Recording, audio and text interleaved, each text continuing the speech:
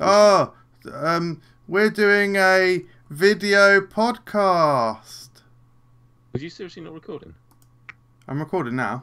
But you didn't record me do the snowball fight thing? No. Do it again, it was good. Nice. Done now, isn't it? Well, I just something when the person that's doing the recording says, right, we're ready to go, you sort of just assume they've hit record, really. And it's... I'm going to press play on the intro now.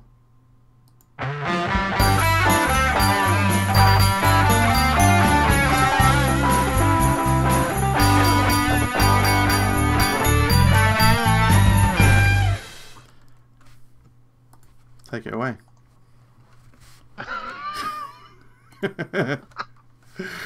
Season's greetings and welcome to this year's Christmas special for FRUK Unwrapped, the first ever video recorded podcast of FRUK Unwrapped, the only podcast that has never featured on the nice list. My name is Beefy Natey Sweet Peterson. Let's say hello to my friends. He has a beard, brings joy to everyone he sees, and lives in the north. It's Santa Bullock. Santa Claus reference. Stuart, how are you? Look at my face. How you tell me how am I? You look good. Fed up. How do I look? Fed up. Yeah. Fed up. Yeah.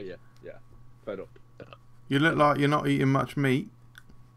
Yeah. Oh. Not eating any meat now since September. Wow. He says he can judge. Yeah. Michael says he can judge how much meat someone's eating by looking at their face. You've had a pack of fridge raiders and a couple of slices of salami today from the looks of you. From the perk in your cheeks. I don't know what is this a fairground thing? Like, roll up, come and see if the man can guess what meat intake you've had. Yeah, it's that. Excellent. Stuart, back to you anyway. Are you okay, mate? Yeah, I'm alright. I can feel like a bit of a sore throat coming on. Oh. My throat closing up a little bit. So that's fun. I don't want to spread any rumours, but I also felt like I had a bit of a sore throat this morning. Wow. We haven't been kissing, snogging, if you will. Just all the blow. Necking on. No. Yeah. No. What's your favourite word for like a kissing or a description of it? When I was at school, if you snogged a girl, it was you went with them. It was called going with. Oh, going with, yeah. Will you Got with. go with Joanne? Will you go with Joanne behind the gym? And then would the past tense apply? They got with? No, it'd be gone with. Oh, gone with. Oh, so the woman wasn't called to the wind. Yeah. I wouldn't say it's my favourite, but I guess the one that to use that as an equivalent of the childhood one would be getting off. So it's very similar, similar sort of world. But 23 positions in a one-night stand. Correct. Excellent reference. People will find out in tomorrow. So is that yours then? Gone with? That's what we used to say at school.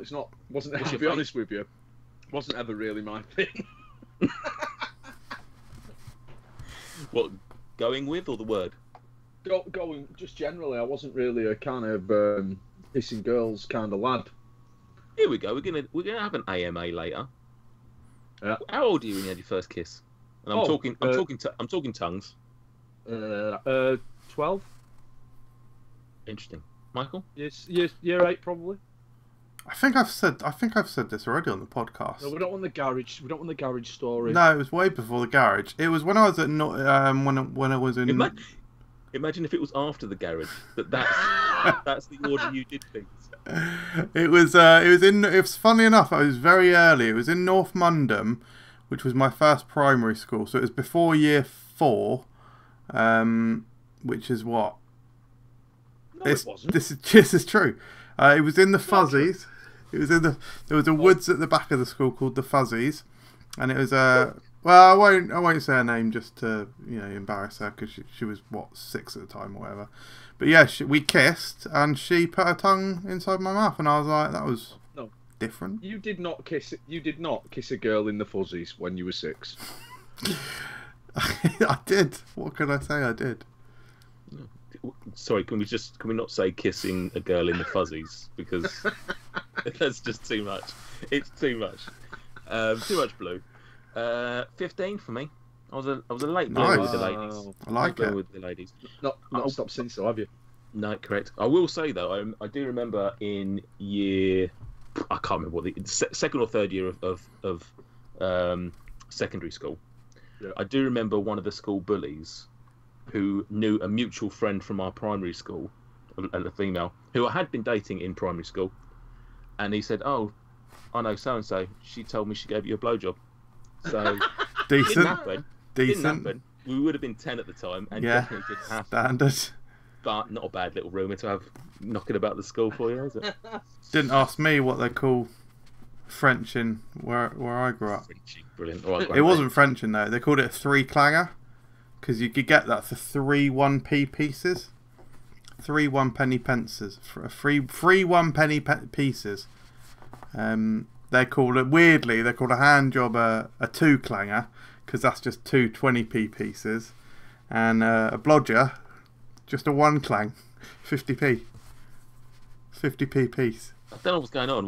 I feel like I've joined a story where I didn't hear the beginning of it. Right. That's it. All right. Well, Christmas. he's kind of like Santa, but dirty and worse.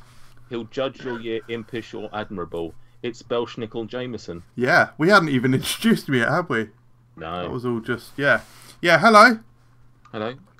Referring to you to Belschnickel, which you may be familiar with from The Office, the American Office. Dwight's celebrates instead of Christmas. Not you, sure. Yeah. Clearly. But, yeah. But yes. Yes. How are you, Michael? Yeah, good. Claire and I have just been 2 clanging upstairs, so it's been alright. It's been alright. No, it's good. I'm alright. Yeah, considering the world. But yeah, COVID vaccine started today, so that's good. Get the ball rolling on that. 9-year-old woman, first one. Margaret Keenan. Yeah. Margaret Keenan Inoculates. Inoculates. Probably even better, yeah. Yeah. Excellent. Second person, we all know. William Shakespeare. William Shakespeare. Big Willie. Hopefully it's not his birthday, because we all know that William Shakespeare was born and died on his birthday. So I'm not trying to suggest that. Anyway. How did he achieve any of his works? But you know what they say, why should these 90-year-olds get the vaccination first? Yeah. Because they deserve it. Well done. Right, lovely stuff. I'm alright. Thanks for asking. You appear to be wearing your pyjamas, mate. Yeah, I don't... Listen, real talk.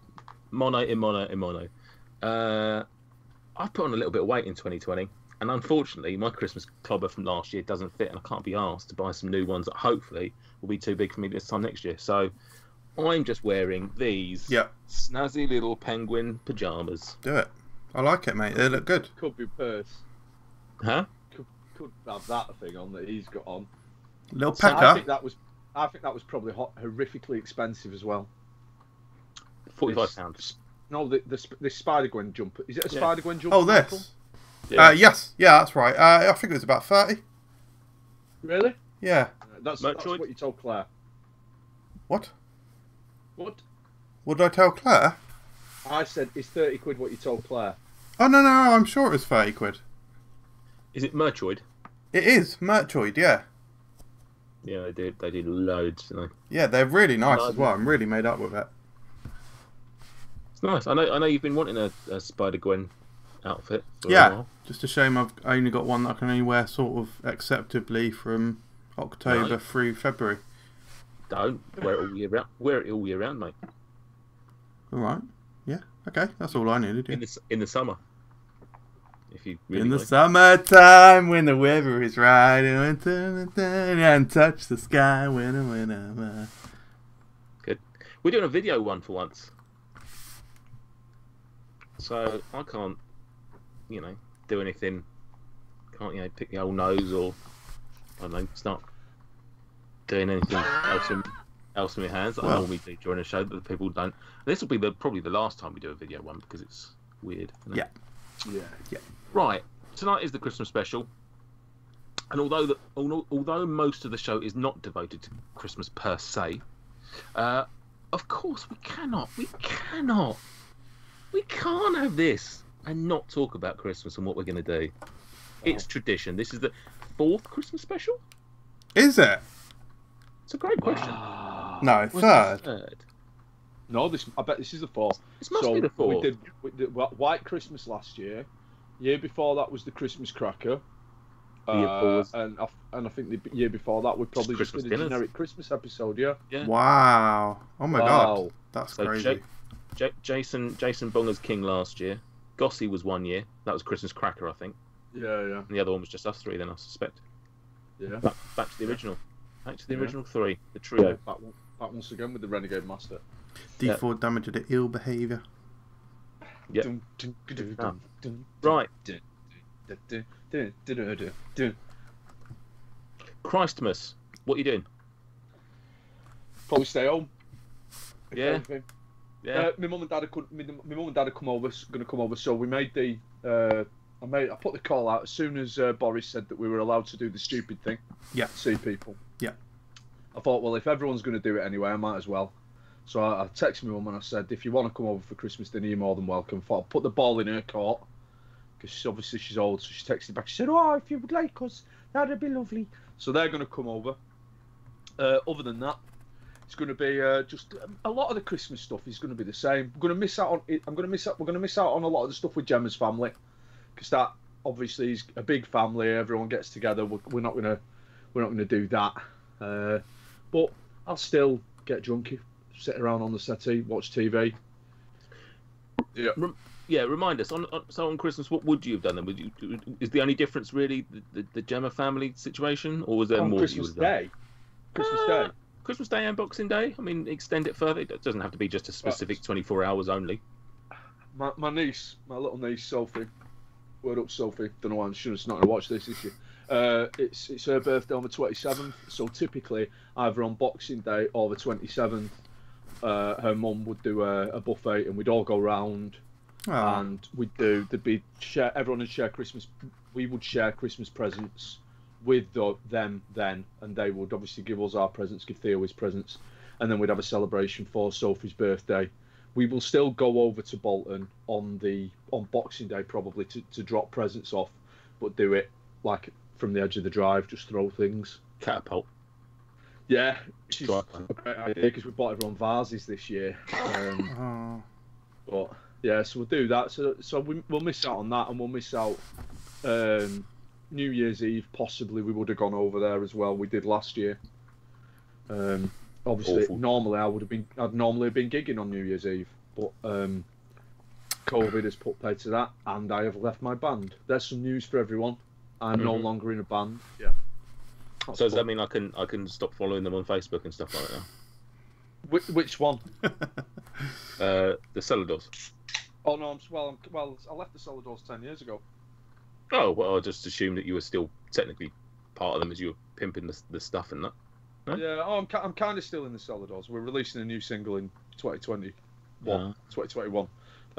But I've left the gigging band, the Stance, the Function. Oh, okay, yeah. I don't follow them or anything there. Cool. Oh, right, there we go, yeah.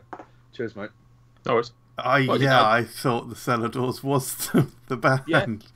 Yeah, you're clearly not good at advertising your own stuff, mate. I'm really not. I'm appalling. That's one of the reasons why I could never make it as a musician, because I can't pimp myself out. Oh. Well, that's it. I'm now gonna follow them to unfollow them if that's okay. Yeah, do it. Yeah, if anything. But other than that, no. I mean, a lot of our traditions are based around the food that we eat.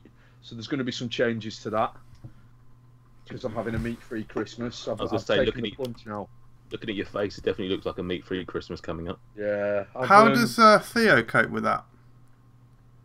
Well, he'll eat meat. Oh, he'll have meat. Mm-hmm. So you will still do meat. Yeah, we'll cook something. Probably just a turkey breast joint for my dad and Theo. My mum would be happy with vegetarian, to be fair. But my dad's a bit old school. Meal's not a meal unless it's got meat in it. My man. So we will do some meat, but yeah, Christmas Eve calzones. As always. I've got to decide on my meat-free filling because that'd usually be meatballs and either salami or chorizo. So I'm trying to decide whether I go for a vegetarian balls vibe or whether I go for a nice kind of antipasto, you know, maybe even some aubergines, that kind of thing. Don't know. Chocolate? I've got some, chocolate calzone, that'll be nice. Chocolate, maybe a broken up candy cane, some toothpaste, some glass. Yeah, all non-meat. So you know, just listen. If Heston Blumenthal,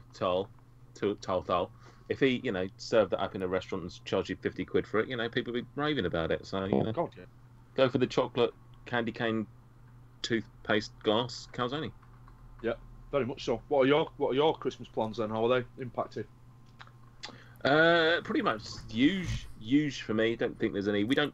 Ours tends to be at home anyway. We don't necessarily have big families to go and visit and do the rounds on Christmas Day and Boxing Day, whatnot. So pretty much the same at home.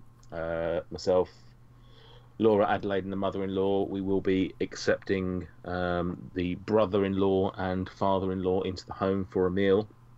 Nice. On the day, and then Boxing Day pretty much the same. I suspect. I think might have nieces and nephews around as well. I was just thinking this. You mentioned about the buffet sitch. Arguably, the buffet thing is a more, I'm not gonna say special, but it's definitely more unique to Christmas. Would you say than the sort of the Christmas dinner, because you get roasts all year round, and apart from the fact that it's turkey, realistically you can have that meal and probably do have that meal multiple times in a year. But the old buffet situation. How often are you cracking out a load of party food and some cold meats and some pickles and all that sort of stuff? Not often. Not at all, really, probably. No. So is that a more unique meal for Christmas? Is that the real Christmas? Is Christmas meaning of Christmas? Is Christmas dinner the friends we made along the way? Is what I'm trying to say. Wow. Philosophy. Which philosopher wrote that? Either. Probably Desiree. Yeah. Money to make my world go round. I'm reaching out to a higher ground, to a warm and peaceful place. I can rest your weary face. Shoot. Yeah. I do love men behaving badly. Michael, what are you doing on Christmas? Pretty normal. So going around, Claire and I will be going around her families on Christmas Day. I think our fairly new, he's just had his 1 year birthday. Nephew will be there too. So that'll be good because he's 1 now. So running around like a nutter and whatnot. Plans to get him on a review? Yeah, we'll get him on there soon enough, I think. Then Boxing Day, I think, will be impacted because we usually see Claire's aunt then, and I'm not sure she'll be coming around anymore because of bubble vibes, etc. Bubble vibe. But then we're Big brother. Correct, and then we're seeing the Thompson clan on 27th, I think. There we go. Sounds like more than three different households that mixing all together. Sounds like. Oh, is that the rule? I was totaling it up then, and it did sound like you mentioned more than 3 households, including you and Claire. So yeah. Is that the rule? Yeah. I mean that is the rule. Yeah. Did I get it wrong? Oh no, I don't think we're doing that last thing actually. I don't think we're doing. Thinking about it. Oh no, that's not happening. That's next Christmas. Yeah. I didn't even know that was a thing. But yeah, I'm obviously still going to do all of that. What? No, I'm not going to get into it, just in case it does get you in trouble. But yeah, I can't remember what the rules were over Christmas, to be honest, because I thought it was all the rules pretty much relaxed, apart from some bubble stuff. 3 households. There's a 5-day window where 3 households can gather together indoors, but it's not 3 at a time. It's you choose another 2 households that you can see, and they can't then have another lot.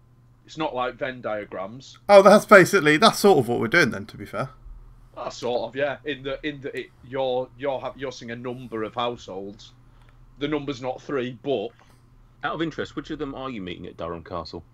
Nice. No, joking apart, that is pretty much there's only really one household in Claire's family, because it's all right though, because you didn't ever criticise Dominic Cummings or anyone like that, did you? When they were breaking the rules, you were never quite vocal about Tory rule breakers and hypocrites. What? No. Wearing quite a lot of blue, aren't you, actually, today? I know. I'm saying one household on Christmas Day and Boxing Day, same household. Yep. And then one plus on 27th. And then, is that all one household, is it? So Claire's mum lives with Claire's sister and the... Yeah, they do. They all do childcare, so yeah. No, but do they live together? Yeah.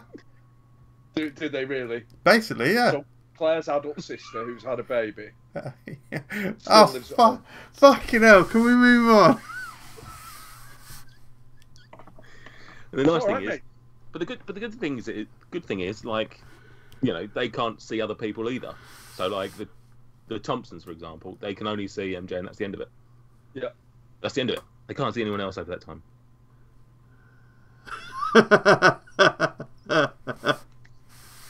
No one's, yeah. Anyway, it's all right, mate. It's all right, mate. It's all right. I'm going into school every day, putting my life at risk so that you can just do whatever you want. I assume you're only while you're working at home in your 60 quid Christmas jumper. Let's move on. Right, 2020. What's been your highlight? Anything good this year happen? No. Genuinely, it's been a shit year, I know, but has anything good happened?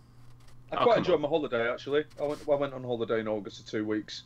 That seems like it seems like a million years ago, where we went on holiday and we could go into restaurants and we could go into pubs and stuff. Like, we had some really nice food. We got some great meals. I went to Rick Stein's place. That was really nice. Had some, but it feels like so long ago. Yeah, where was that? August, did you say? Yeah, it was back in mid-August. Went to York at half term as well in October. That was really nice as well. But again, like, it feels like so long ago. It's mad, isn't it? I saw someone post earlier or yesterday something like this year has both been the longest and the shortest year. Like that August is not that long ago, but like you say, it entirely feels like a different year probably to you. It's been such a weird old year, and I don't think it's just because it's been shit. It's just because we're all, or a lot of us anyway, living this weird life that we've never lived before. You know, aside from the panic and the danger and all that sort of stuff, time has no meaning anymore. Days are just, you know, the Monday to Friday malarkey has just changed for a lot of us. Yeah. But yeah, weird old year, isn't it? Yeah. MJ, what about you? Any highlights, lads? Stuff that I've mentioned on here before. Getting into D&D. I know it sounds silly, but it really has been a highlight for me. It's literally. I mean, I know we've obviously covered this in the Dyson Decider episode, but genuinely, like it's I don't want to say life changing. That's far too, you know, bombastic and hyperbole. But at the same time, you know, I'm mildly obsessed with it. Like it's when I've got free time, it's generally what I'm thinking about. If I'm not playing computer games or watching TV when I'm on my own now, I'm thinking about D&D. I'm writing D&D. I'm researching and stuff like that. It's become a huge part of my life. In 9 months, when did we play, MJ? March? Yeah, March. I think it was just before lockdown, wasn't it? It was literally like a week or so before we went into lockdown. That's mad to think like now.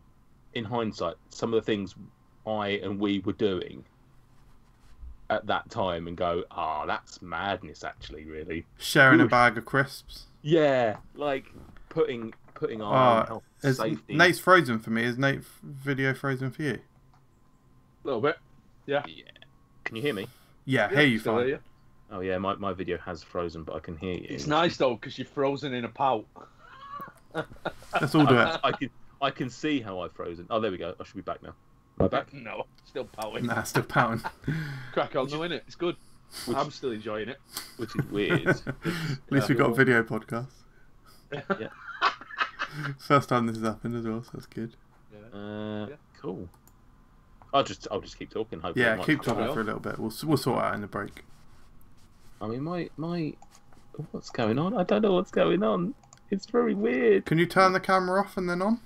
Yeah, I'm just gonna unplug it and plug it back in again. Probably get a new camera, mate. Yeah, probably. Just do that every 2 You episodes. could probably just turn video off, couldn't you? There is no switch for it. Oh. On Skype? Yeah. You could have just done the... Could have done that. But that's fine. There he is, out in. Oh. There we go. There we go. He's swapped Right. positions. That's... Yeah, so all those funny things we were doing back in February and March. I went to Vegas. I went to Vegas for a few days. In hindsight, absolutely ludicrous thing to do. One of the most populated and touristy, like people from all over the world. Just What was the getting dates of that? that was like the beginning of February. So Oh. as it's kicking off. But but you say that. You're talking about a city that has got people from all over the world there. Like that is gonna just be like completely just. We didn't know, mate. that. We didn't know. We did know because I was walking around with Alex talking about, and it's silly that everyone's getting all this hand sanitizer. Ugh, silly prick. Well, yeah, but I mean, we didn't. It was not kicking off big at that point. It was like, oh, it's. But is that just because people didn't know about it? Yeah, basically. Yeah. So yeah, D&D's been a big one. Same as you, Stuart. I mean, I've not really. Vegas was a huge deal for me. Obviously, getting renewing my vows with Laura. Yeah. Great holiday. Great to have that. Great to be in Vegas. Great to see Alex and Pete, binge friends. That was a great highlight. And then just since lockdown though, don't know, not really much. Went to Portsmouth a few weeks ago. That was pretty nice. Nice little weekend away. Had some good food. Got to see the beach. Bloody nippy. Didn't get to see Calfu, sadly. Another time. But you, MJ, 2020. Any highlights? No highlights. Good. Things that I didn't hate include Last of Us Part 2, D&D, completed my run on Invincible. I read Venom, which is brilliant, and discovered Donny Cates, the writer. And what was the most got a PS5. Everything else I've absolutely hated. Lost my job, basically. All of my favourite things in the world were cancelled, which hopefully are going to start again soon, so that's good. There was, I think it ended up being about 30 theme park trips that were cancelled in the end. 3 holidays, or no, way more than 3 holidays, like 5 holidays. Yeah, so definitely hated this year, but hey, really happy for a good 2021. Your bank account must be looking fat. Oh, never been higher. Good job, because you've got no job. Yeah, exactly. Probably getting made redundant at the beginning of March, Yeah. so hopefully I can Every get a job cloud fairly has a silver quickly. lining away. Probably the best time to get made redundant. Yeah, exactly. Literally. You could sell your PS5 and make a bit of extra money on it. What's that, mate? I said you could sell your PS5 and make some more money. Yeah. I know it's opened and all that. Cool beans. One last thing on Christmas. Christmas presents. Anyone getting any? Anyone requested anything coming your way from Santa? Santa Claus? No, I don't sense. I haven't asked for anything for Christmas. I wouldn't be surprised if some Christmas presents didn't reflect the nerdier pursuits that I've started following this year. My birthday this year. Yeah, All of that. maybe. Two bang. If some of my, I think for my birthday I got a couple of D&D related gifts, so that might be nice. What would you want from on a D&D? All right, let's say Gemma just goes, "Oh, I know you've been into your D&D this year. I think you're gonna like what you're opening. What would be the one you'd want?" Do you know what? I'd quite like some physical books. It's not the same reading them on my phone. I'd quite like some physical books. I'd even though it'd be kind of stupid as a jumping in point, everyone's going mad about Tasha's. Get your PHP first, mate. Got to get your PHP. I know. Well, that's the thing, innit? Like, it make more sense to get the PHP, but I feel like I could jump in and get on that Tasha's hype. Yeah, dice are always good, aren't they? I like dice. A lovely proper set of dice, like a proper 25. Won a nice set. You Won did? a nice set this morning. That was nice. Metal set. Got to pick my own. Have you got $33 value. Have you got a metal set? I have, but they're knockoff, dodgy, cheapo ones from AliExpress, and they're all different sizes. So like the D8's tiny compared to the D20. Yeah, they're awful. I can see them now and they're making me angry. MJ, Christmas presents. What you got coming? Anything? I've asked for the Lego Venomsaurus. I think I might get some Lego vouchers or Lego money. Otherwise just known as money, but you can spend it on Lego. I think that's mostly it. Yeah, nothing too crazy this year. I said to Laura fairly early on, I said, look, I want to get a PlayStation 5. Just put money towards it. You know, it's something I'm going to buy anyway. It just helps me out. It means I've got to spend less on it rather than you buying something that I like. Because there's nothing else. Realistically, I'm a 40-something-year-old with a decent job who can buy what he wants pretty much when he wants. So realistically, there's nothing I want. In theory, there's nothing. I can't go. Here you go. Here's my Argos book page numbers. Can you flip through this? Doesn't exist anymore. Really. Doesn't exist. So yeah, I just said, you know, put some money in an envelope, and I'll get a PS5 when it's available. The true spirit of Christmas, which is probably going to be some point next year. It's going to be a very belated one at this rate. Probably close to next year by the time I get it. No, it'll be soon. I'm banking on March. I don't know why I've got March. Yeah, I think you'll get it by March for sure. Yeah. To be honest, I mean, obviously, if it's available sooner, then great. But realistically, I'm probably not going to get a chance to play much of it until around March anyway, with various things. So. Cool. Brilliant. That's great. Christmas chat. And we're back. Or not. I don't know how MJ's going to edit and deal with that. MJ's doing his hands. Stuart's eating a delicious meat-free chocolate. It's a date. A meat-free chocolate. It's my little pot of dates. My jewels? The family jewels? No, these are... I don't know what type of date they are. They're from the Iranian supermarket. They're very nice. What's the name of the Iranian supermarket? I don't know. Cool. I don't know. Excellent. Never bothered to find out. Cool. Got it, mate. I'll be back. Something. I'll be back. Aldis. Yeah. It's like the Chinese one that's Lidl. Right. We've got no Quivia tonight. Oh. Quivia's taking a night off. Sorry, guys. I mean, think of the questions I just asked you about Christmas. Let's assume that they were Quivia. Oh. Who won? Yeah, who won? You both got full correct marks.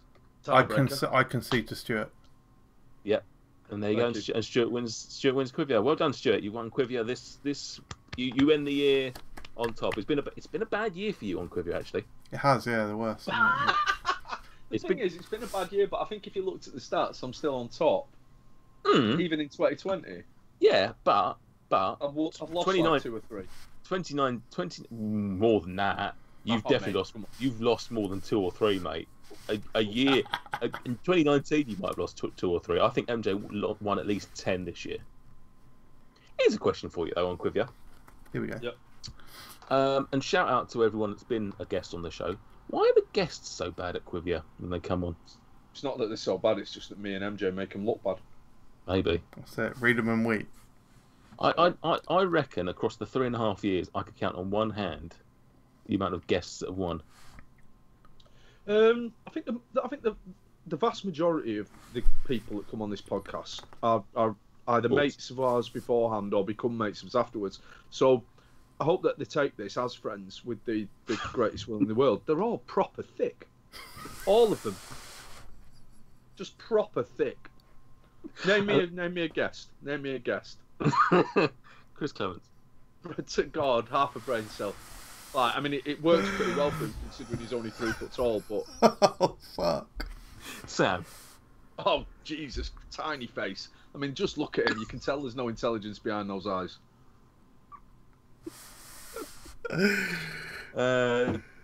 Tony. Bloody hell, I'm surprised you can walk.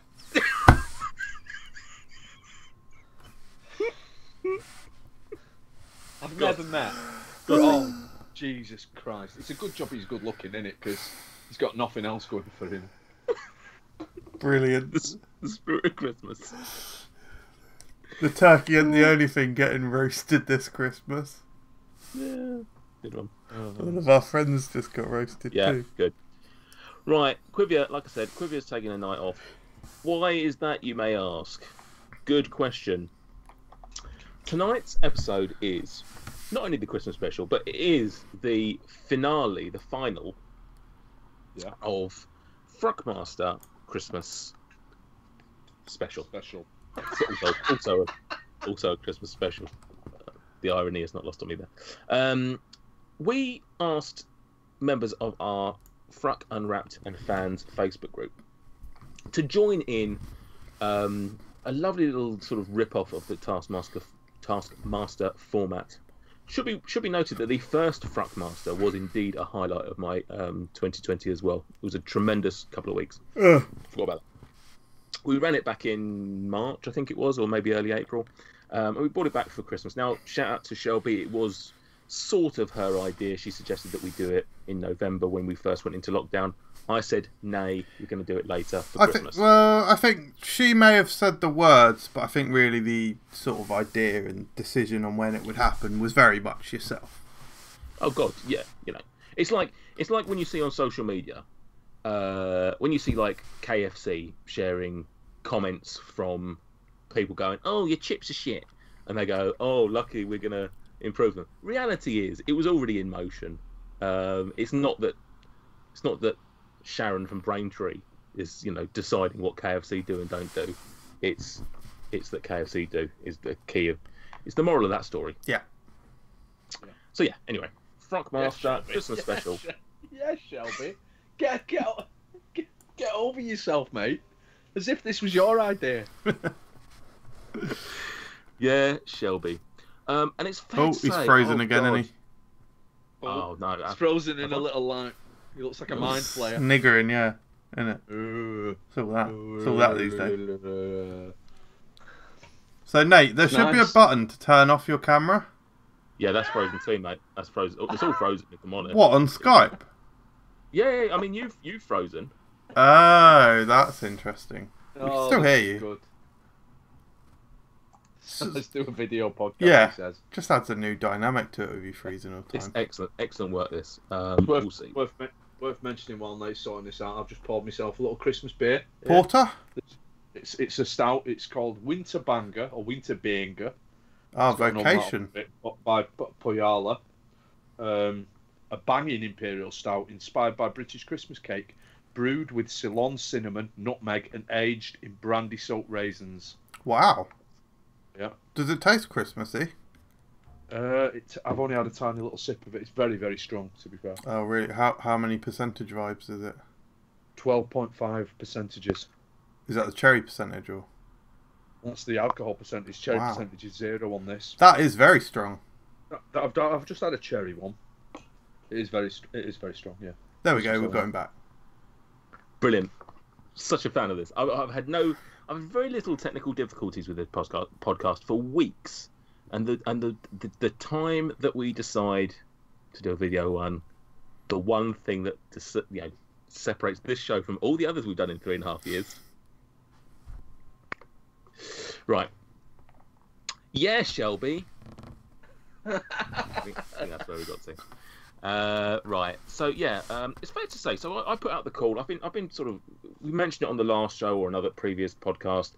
I've been, talking about it in the group for a little while. Been, pushing the message that it's coming. MJ's done a lovely little Fruckmaster thing design.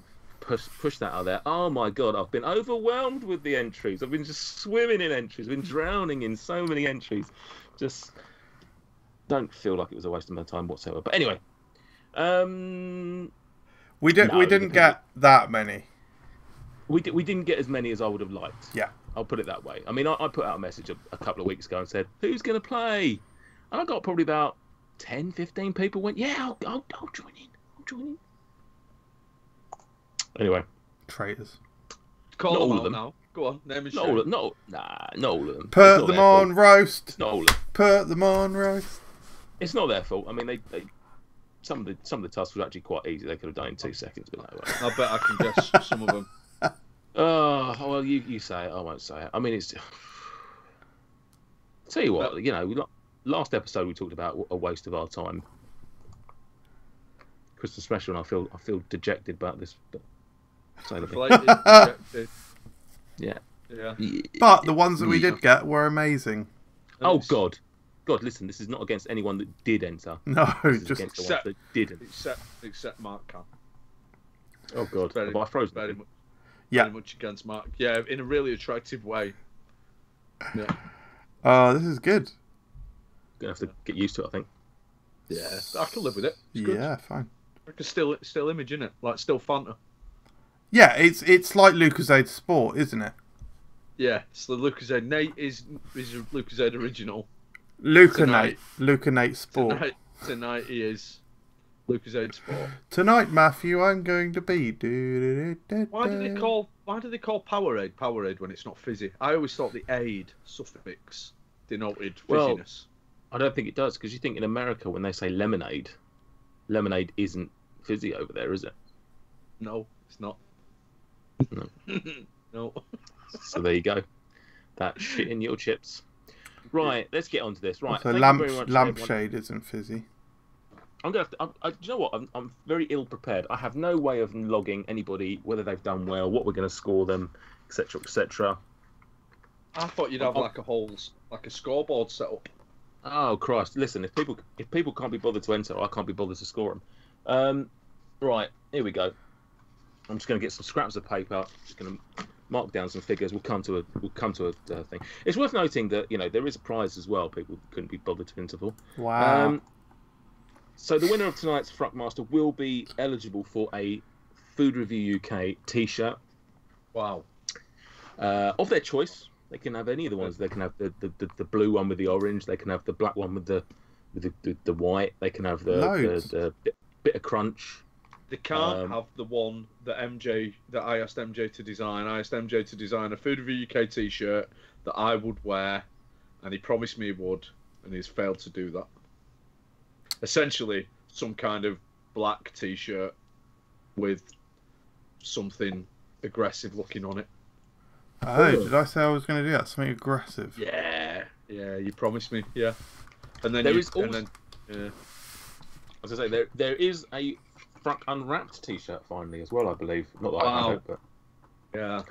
So if you are one of the people who agree that the podcast is indeed the superior form of Food Review UK, you can get a T-shirt that says that. Where's the FRUK Unwrapped one? Where's that gone? Yes. Oh, there it is. There. Yeah. Anyway, we have 5 rounds, and we're just gonna go through them, break them down, talk about them, see. Break it down. See. Yeah. So if you guys are ready, yeah. The first entry now, MJ, we are doing a video one. Are we going to be able to show people? Yeah. So I'm going to open the videos on the screen. What about images? Is that work with images as well? Images, fine. Yeah. Cool. Go for it then, mate. So first round. Let me just enter into this. First task that I gave everybody was that I wanted an artistic sculpture of any FRUK personality. Now that could have been a presenter or a fan in the group. I wanted them to use household items, at least 3 of which must be Christmas related. So baubles, tinsel, etc., etc. I'm pretty much just reading the task word for word at this point. It could have been as simple or as complicated, extravagant, small or large as they wished. It could be a portrait or a scene from a video. It can be 3D or simply laid out on the floor table, and they could be as artistic with it as they liked. MJ, can you? So the first entry we got, I believe, was from a young Mr. David Goss. That's right. Yeah. Jim Gossani, there it is. Yeah. Oops. Yeah. And this is an image of MJ. Obviously. Obviously. 3 Christmas items. Now, Nope. interesting. So we've got something at the top which seems to be a tree decoration. Yeah, I'll take that. That's it. There's your one. What is it? Yeah, I think it's like an Pine cone type. pine coney type thing. All right. Now at the bottom we've got 2 baubles signifying testicles. Now, I assume that's 2 separate ones. I'm going to give him the benefit of doubt and say that is 2. Yeah. Well, rather than one decoration that is joined. Can't help but notice he's not giving you a penis though, mate. It's all about the balls with me. yeah. He's giving you the 2 clangers, but he's not giving you the one big banger. It's simple. Now, Perfect. he does. He's got a hold ladle spoon thingamajig, signifying a beard, I guess.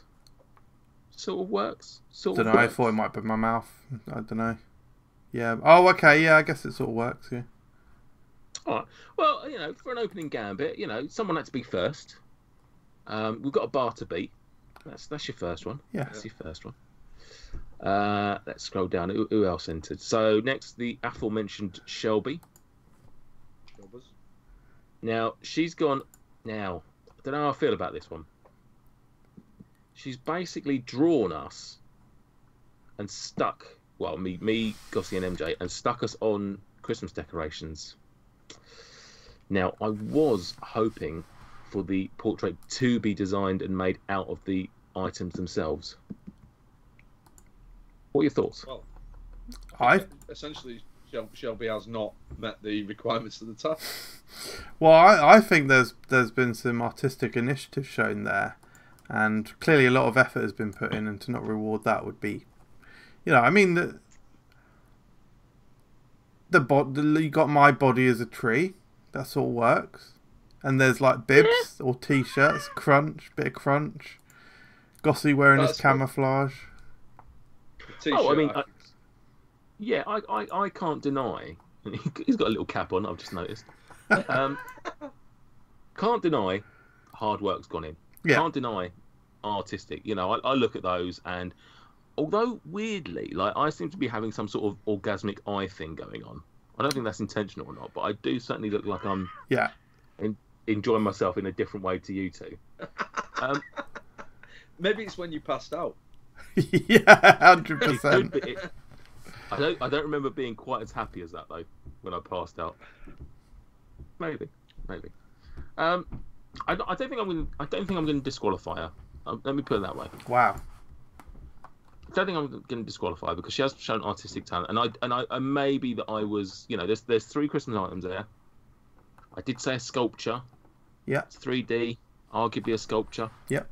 Yeah. I mean, if someone built something and then drew a picture on the side of it, you wouldn't go, well, that's not a sculpture, would you? So I don't think I can disqualify her realistically. It's not what I was looking for, but I do like how she's essentially kind of murked Gossie though. by making him really short. By making him really small, yeah. Yeah, I can't dispute how fun that is. She's then also broken it down. We've got separate photos as well. Yeah. It's a separate one. MJ's got a pine cone for a head. For a hat, which makes sense, yeah. Yeah, I often look at you and think pine cone head.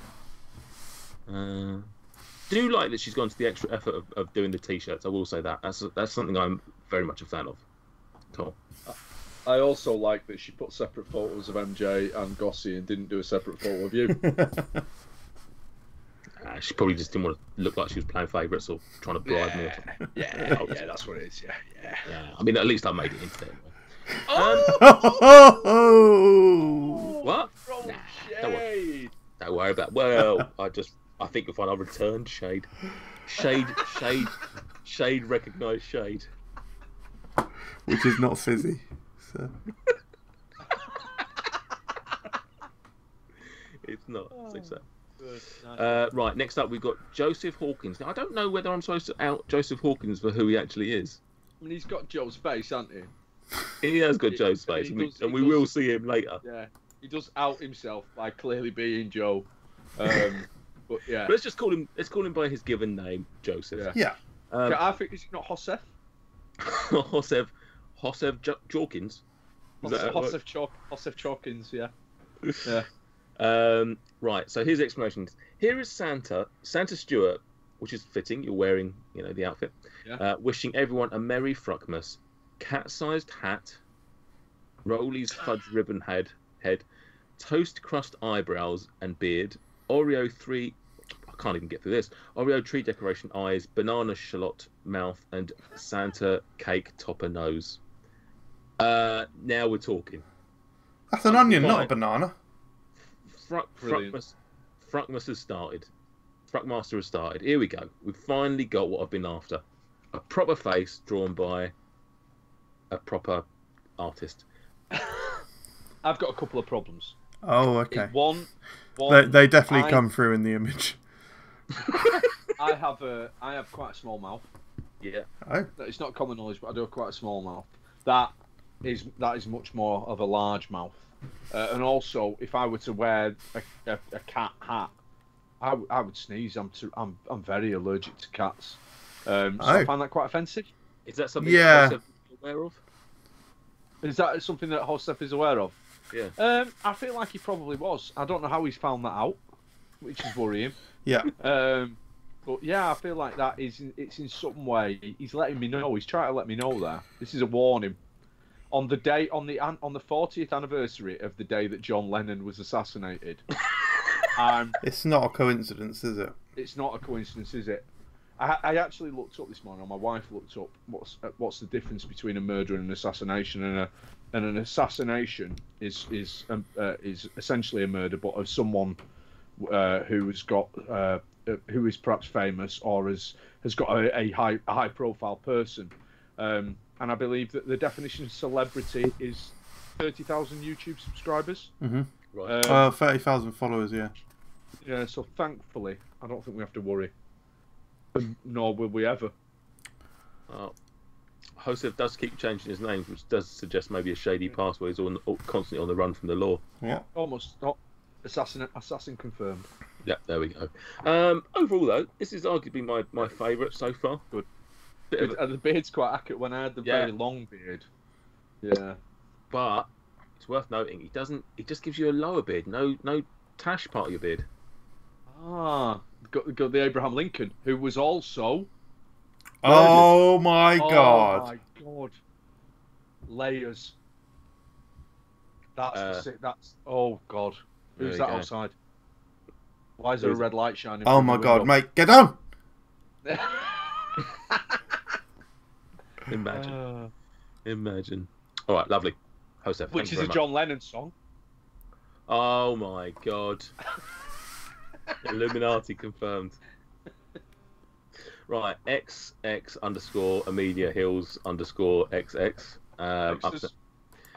This is Nate having a festive coffee and showing off his post-lockdown body. Bloody hell, I wish. The body is made of matchmakers with a purple Unwrapper, and his face is a Brussels featuring my spare glasses. Right. Brilliant. Right. Okay. That's excellent. It is good. It is good. Now, what's Christmassy? What's Christmassy? Matchmakers, purple one, Brussels sprout, tree decorations, present. Is a tree decoration. Tree decorations. Okay, I love that. Right. Kitchen roll. Matchmakers. Everything. Yeah, literally almost every item is Christmassy. What are you talking Glasses? about? Vision. Yeah, vision.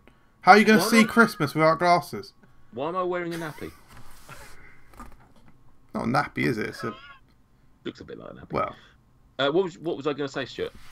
That those underpants aren't big enough to end the burden. Yeah, for the burden.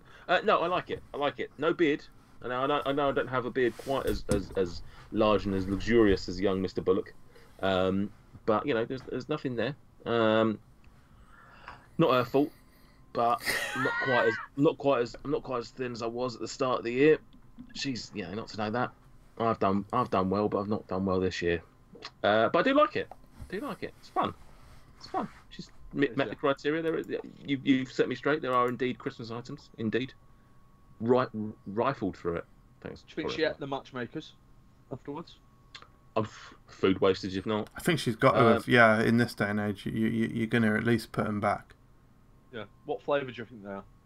Great question. That's mint, I would have thought, yeah. Mint, yeah. You reckon the mint ones? I would have thought so, yeah. God. Well, Yeah? Yeah, they look mint. I think they're orange. Do you think they're orange?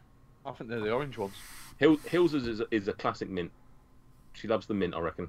She loves the mint, but she's conditioned herself to eat the orange ones, so she don't have to fight for the mint ones.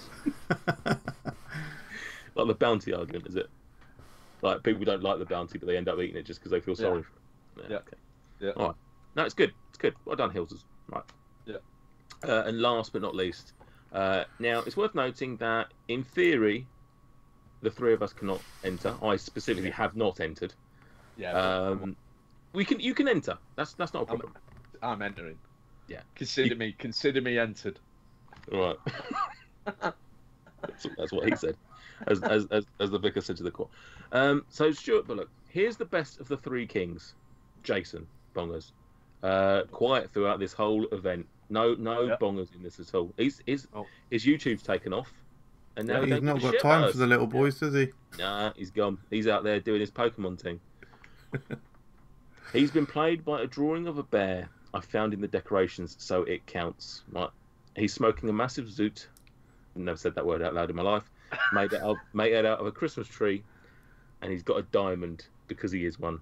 Thanks. Where do I collect my prize? Also, it's in a fancy gold box, so there's bonus points right there. I don't know why you're making up your own bonus points. Look at it. Yeah. Look at the background. It's beautiful. It is beautiful. It also has the words BR written on it. BEAR. It says bear. I know it says bear. I found out what the bear is. This is a small teddy bear that was made by my son for his elf on the shelf, because he wanted his elf on the shelf to have belongings and toys. So this is the bear that was made last year for the elf. Isn't that sweet? Using it. Yeah, very cute. Very cute. Yeah. And the diamond, it's worth noting, you said it's the diamond because he is a diamond, blah, blah, blah. Very much got Brussels sprout vibes. I thought nugs of weed as well for Jason. Yeah, nice. Very much works. Stuart, listen, if you weren't on this podcast, that would be in contention.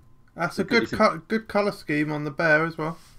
Yeah, it is. Yeah. Oh, it's the FRUK colours. Yeah. It's the reverse FRUK colours, if you will. If you notice, the bear's got really red eyes. Very fitting. Very fitting. Whatsoever. Right. Okay. I think I'm ready to make my my judgment on the scores. I don't know if we're going to discuss these or if it's just down to me. I don't know. It's up to you. You go for it, mate. You right. I'm going to go. I'm going to go top marks. Hawkins. Yeah, Sophie B. Hawkins is getting 5. I like it. Damn. I wish he was FRUK Master. Oh. Yeah. Sophie Hawkins was also assassinated. No, she wasn't. Yeah, I just like it. A lot going on there, but very, it's clearly Stuart. I mean, you can't deny it. Second place, I am gonna go with Hillses. I think she does exactly what she's aimed to do. She's made a 3D Nate, and it works. Yeah. That's not me being narcissistic. I'm gonna go with. Do you know what? Third place. I'm gonna throw in Shelby. Oh, Shelby. Yeah. Yeah, she thought outside the box. You know what I mean? Like sculpture, art's subjective, mate. No one said she couldn't draw anything. That is art, yeah. No one said she couldn't draw anything. She's also the only one that's gone from multiple people. Yep. Lighting set up as well. Yeah. Scenery, background. Yeah. Oh, sorry, Stuart, you had your box, didn't you? I like to think that's from a specific video as well. That there's a specific video where those combination of t-shirts are worn. Yeah. Don't know what it is. But no. Yeah. Fourth place, Stuart. I'd rather not have any points. They're coming for. Not even allowed points, and yet he still scored more than Gossy. Give my points to David Goss. And Gossy in last. Listen, I want to give Gossy a bonus point just for kicking off round one. Yeah. But ultimately, look at it. Look at it. He's the man. He's the man's in his 30s. And realistically, he's not watching this. No. So, Correct. Absolutely. Yeah. if you are Gossy, send me a video of just that clip there and say, "Oh, you're a dickhead" or something. Won't happen. Won't happen. Won't even happen, will it? No, won't happen. Don't need to worry about it. Didn't happen in the end. Anyway, carry on. Do you want to pause there, MJ? Yes, that's the end of round 1, or task 1. Let's move on to task 2. Welcome to round 2, or task 2. Yeah, I keep saying round, it is technically task 2. It's not their fault, but there is a hole in it. Task 2. I brought a very popular, oh god, it's probably the most popular podcast segment we've ever had, Nate's Soundbites. I brought it to you, the listeners. I brought it to you, the listeners. It's my Bane impression. Yeah, I basically wanted you guys to do a Nate's Soundbites, but a Christmas song themed. And it's fair to say this is probably the least entered, so that's good. But yeah, so that's as simple as it is. Do a Christmas song, crunch on some food. Let's see if we can guess it, and go from there. Basically, I've not seen almost all these. no. So it's worth noting. I've tried to keep as fresh as possible. I think the pictures that we, did in that round, task 1, is the only thing that I actually went in with a bit of knowledge about who dented what. Everything from here on in, I'm pretty much a virgin. Oh, nice. Madonna. It's worth noting. So I'm learning with you. Right, lovely. Now, MJ, how are we going to do this? So if I just say 3, 2, 1 and we all play them at the same time. Okay. Wow. High tech, yeah. So we're going to play Michael Jameson's entry first. Yeah. 3, 2, and then, after we've watched it, leave like a couple second buffer just in case there's any issue my end. Admin. 3, 2, 1.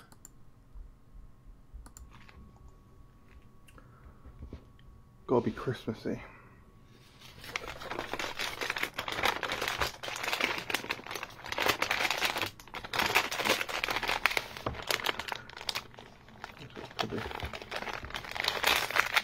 It's slippery as well because I just washed it. I already hate it.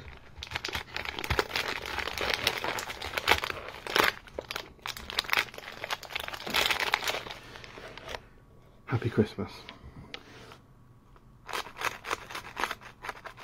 Selector. Selector. Selector. Selector. Oh, that's bad. Yeah, that was bad. Round of applause still though. Thank you. Yeah, I liked it. Comedy elements. So. Remain lettuce is quite expensive as well. Yeah, it is. Yeah, it was a high budget. Though. See the wrapping paper on there as well. That was foil as well. That wasn't a dull sort of matte. That was I was expecting it to have more impact. The wrapping paper. I thought there was going to be some. I thought there was going to be a bit with that. Yeah, that would have been good. Yeah, better, wouldn't it? Yeah, yeah. So things I liked: the wrapping paper. Love that. Love that you've zhuzhed it up. You've not just gone for just any old food. You've zhuzhed it up with a bit of wrapping paper. Made it festive. Love that.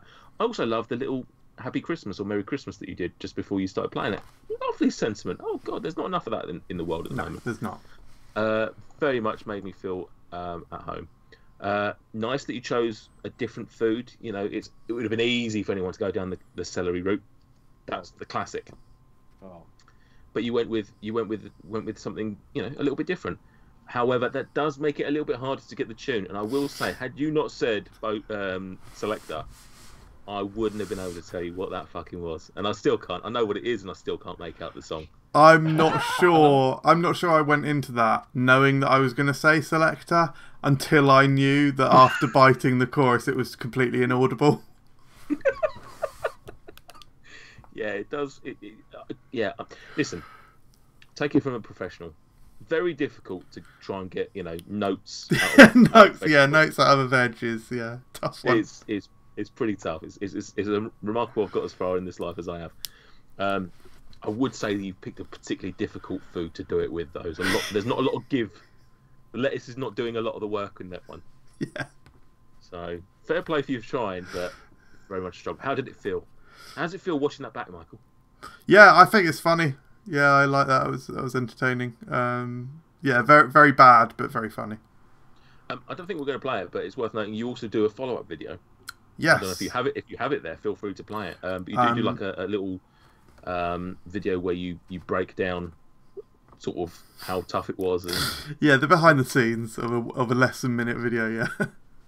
I'm not sure.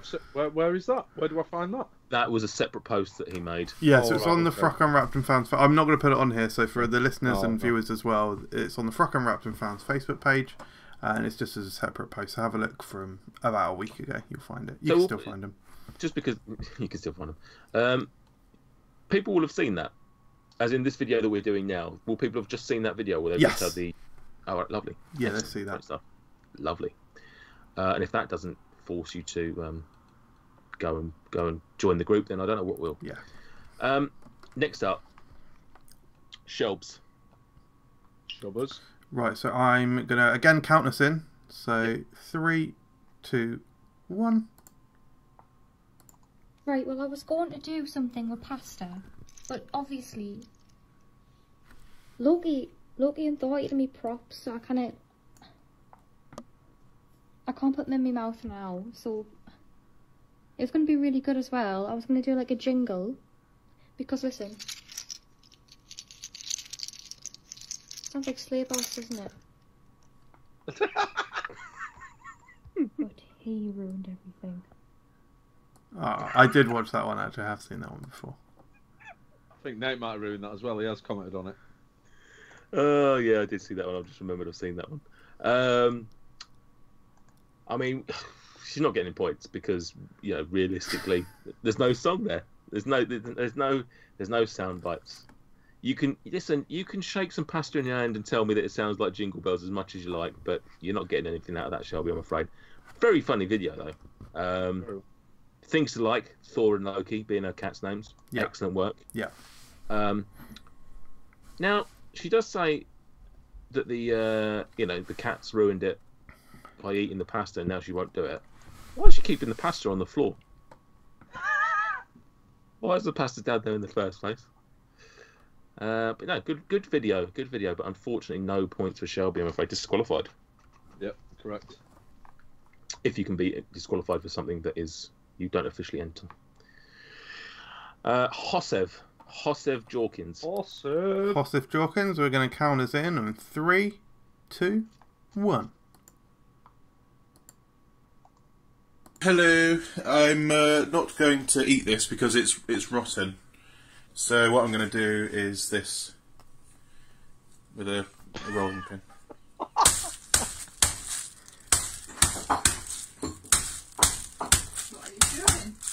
What? That is a piece of comedical genius. And also, can I just say, I have never got a tune from Nate's sound bites after 3 notes before. Wow. What are you doing? That's fantastic. That is a piece of comedical genius. Yeah. Now I just had a little bit of an issue there. I think I might know what it is. What do you think? Well, it's called Sound Bites, isn't it? It is. It is called Sound Bites, and the bites is obviously a lovely play on words. However, I've just gone back to check what I actually asked people to do. I don't specifically mention using your mouth. Oh. So he's Darren Browned me. Oh, wow. Darren Browned him. I just say, for anyone who hasn't heard on the podcast, I play a game where I crunch down on some celery to the tune of a song, and the others have to guess the song. I want you to do the same. I do want you to do the same. Yeah. How do we feel? I mean, it's so funny. It's a great video. Good. Yeah. It's a good video. I don't think I want to completely disqualify him because I think my post is see, It works so well. Yeah, it's funny on multiple. See, I say I crunch down on some celery, but I don't. Do you have to bite to crunch? I think he's crunching that celery good. Yeah, I don't specifically say I crunch down on it with my mouth. Yeah, I am concerned though because he's clearly used that rolling pin in anger before. And that is a reason not to give him points, probably. Wife or girlfriend walks in. I don't think we can upset him. Wife or girlfriend walks in. She's like, "Thought we were having salad for dinner." Yeah. Now, it's worth noting, lovely little detail that maybe I've missed, a little Easter egg, a little thing thrown in at the beginning. People might have missed. He's got a poster of Brian Connolly at the Cinderella panto up on the wall. I saw that. It's brilliant. I don't know if that's intentional. I'm going to assume that Josef was in that panto. Yeah, me Yeah. too. Yeah. We know he loves That's the stage. Acting lads, isn't he? Yeah. Acting lads. he is a darling. Right. Okay, final one. Here comes some twat. Let's count us in for Stuart in 3, 2, 1. I'm here in the garage. The reason I'm in the garage is I don't want my son to see what I've become, because I'm about to do a Christmas tune using a piece of food. Now, Nate's soundbites, Nate uses celery. Famously, of course, I'm not a big fan of celery. I don't know why I'm spinning around, make everyone dizzy. Whoa, camera effects. But I've decided that in the spirit of Fruckmaster, I'm going to use the celery. So I've got some celery. This is the tremendous personal upheaval that I'm going through to make Fruckmaster the game show that it deserves to be. Here we go. Here is my Christmas song played on celery.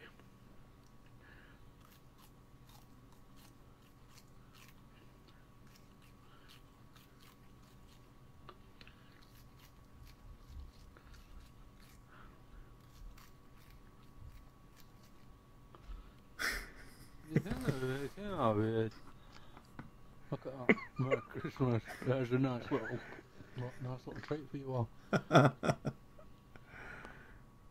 Wow. There you go. I know the tune, but I can't think what it is. MJ, have you got any guesses on what the tune was? It does actually sound. I don't know. It does actually sound familiar though. And I need, after you've said you had your piece, I need to say something about the overall task. Oh, here we go. The overall task. I like it. I like that you put yourself at length to go for a food that you're not particularly a fan of. Do you have celery in the house? Or did you have to specifically buy it for this? We had some celery because I do put cooked celery in a number of dishes to up the veg content. Yeah. But I'm not a fan of raw celery. Do you like chopping it though? It's quite satisfying chopping it, isn't it? Yeah, it's a very it is different one of the chopping best ones. experience. Yeah. Yeah, crisp. Yeah. Also, quite liked your technique of like that's not. Yeah, see, I'm a straight in, whereas you're a straight across. Yeah, I bet you are, mate. Yeah, you flute it, I trumpet it. So. As long as you're blowing, I don't think it really matters. There is a great tune there as well. Probably now MJ obviously gave big props to Josef about knowing Jingle Bells from 3 notes, but that is one of the most, with no disrespect, one of the most simple and straightforward songs probably ever devised. And I suspect, and I'm not going to try and prove it, that I could musically do that in almost any way, and you'd get Jingle Bells because it's so simple. However, I would say musically, yours is the best. Thank you. Oh yeah, certainly. Bloody hell, we'd be in bother if it wasn't. Yeah. Come on. So yeah. Also like the little lead in, everything about it. Love the little spin. It's nice to see the garage. What do you think of my garage? Yeah, stocked, mate. Lots of stuff. It's very full, isn't it? There's a cross trainer behind me at one point that don't get used. No. Why is he cross? Very good. Yeah, excellent. Right. So, funny story. I thought that I was going to get disqualified. You may have noticed that on mine I put Christmas wrapping on. Oh, here we go. That was because I misread the task. I thought the item that we were making the sound with had to be Christmassy. Ah. So yeah. So is yours not even a Christmas song then? Because this is what I was trying to think. Does he say selector in proper Grimble selector? Yeah, he does. Doesn't Yeah. Yeah. Okay, that's fine. Doesn't have to be. No. I realise that now. No, you get a bonus accolade for that. I mean, realistically, we're looking at one person here other than you two who's actually done this task. So I can't do anything but give Hosev 5 stars, as well as it being a great video and very funny. Yeah, funny. And he does nail the song as much as I'm saying how simple it is. Jingle bells all the way, mate. So he's getting 5. I'm going to Stuart's going to get 4. MJ's going to get 3 and 0 for everyone else. Correct. Yep, Shelby. Fair decision. Okay, task 3. Let's put a pause on this. Welcome to the social media section of the podcast. And now here's the intro music. Suck man, it's time for questions that you posted on all the platforms that you utilize to provoke our replies. Although increasingly I'll post in the forms of statements that require no response, as opposed to the questions we requested in our initial post on the aforementioned Suck Man.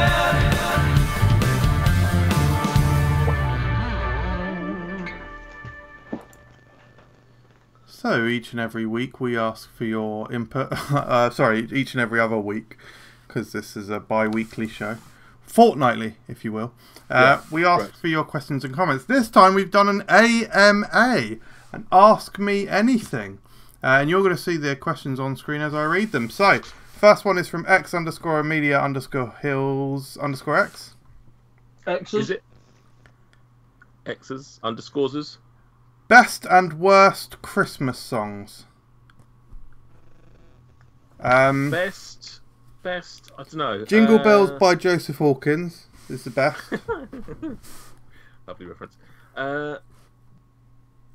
Best. I don't think it's changed for me over the years. It's Power of Love. I do love Power of Love by Frankie Goes to Hollywood. It's not a Christmas song. But it is though, isn't it? It gets lumped in, so deal with it. And It's not even the best song called The Power of Love. Correct. It's the power of love. The power of love is a curious thing. Make one man weep, make another man sing. Yeah. Hey, shake hard. Little white dove. Fairy Tale in New York. Apart from that one word. Classic. Yeah. I don't see it. I'm so desensitized to Christmas music these days. I don't like that. As soon as you get to like the 1st of December or earlier, it feels like the only music you're allowed to listen to is Christmas music. Like you can't listen to anything else, and it just. Whose rules are you living by there, mate? Oh, my wife's and shops. It just gets on my tits how much Christmas music I hear, and I just get bored of listening to the same thing all the time. Worst is therefore all of them. I quite like the Kelly Clarkson one. Yeah, it's a good one. Do you know what I like about it? I haven't heard it I haven't heard it exclusively for the last 40 years. It's quite new. Yeah. And still about 5 years old in it or something. Probably more. But yeah, that one for me. Worst. Don't know. They're all sort of alright, aren't they? Don't know. Yeah, I don't know if there's apart from some random one, I don't know if there's one I hate. Stuart, do you wanna? Have you done? You're a music man. Got quite a lot to say on the subject. In terms of good ones, from the traditional ones, Greg Lake's "I Believe in Father Christmas" is a big one for me. I like the Pretenders' 2,000 Miles. Got a bit of nostalgia to it. Same with "Stop the Cavalry."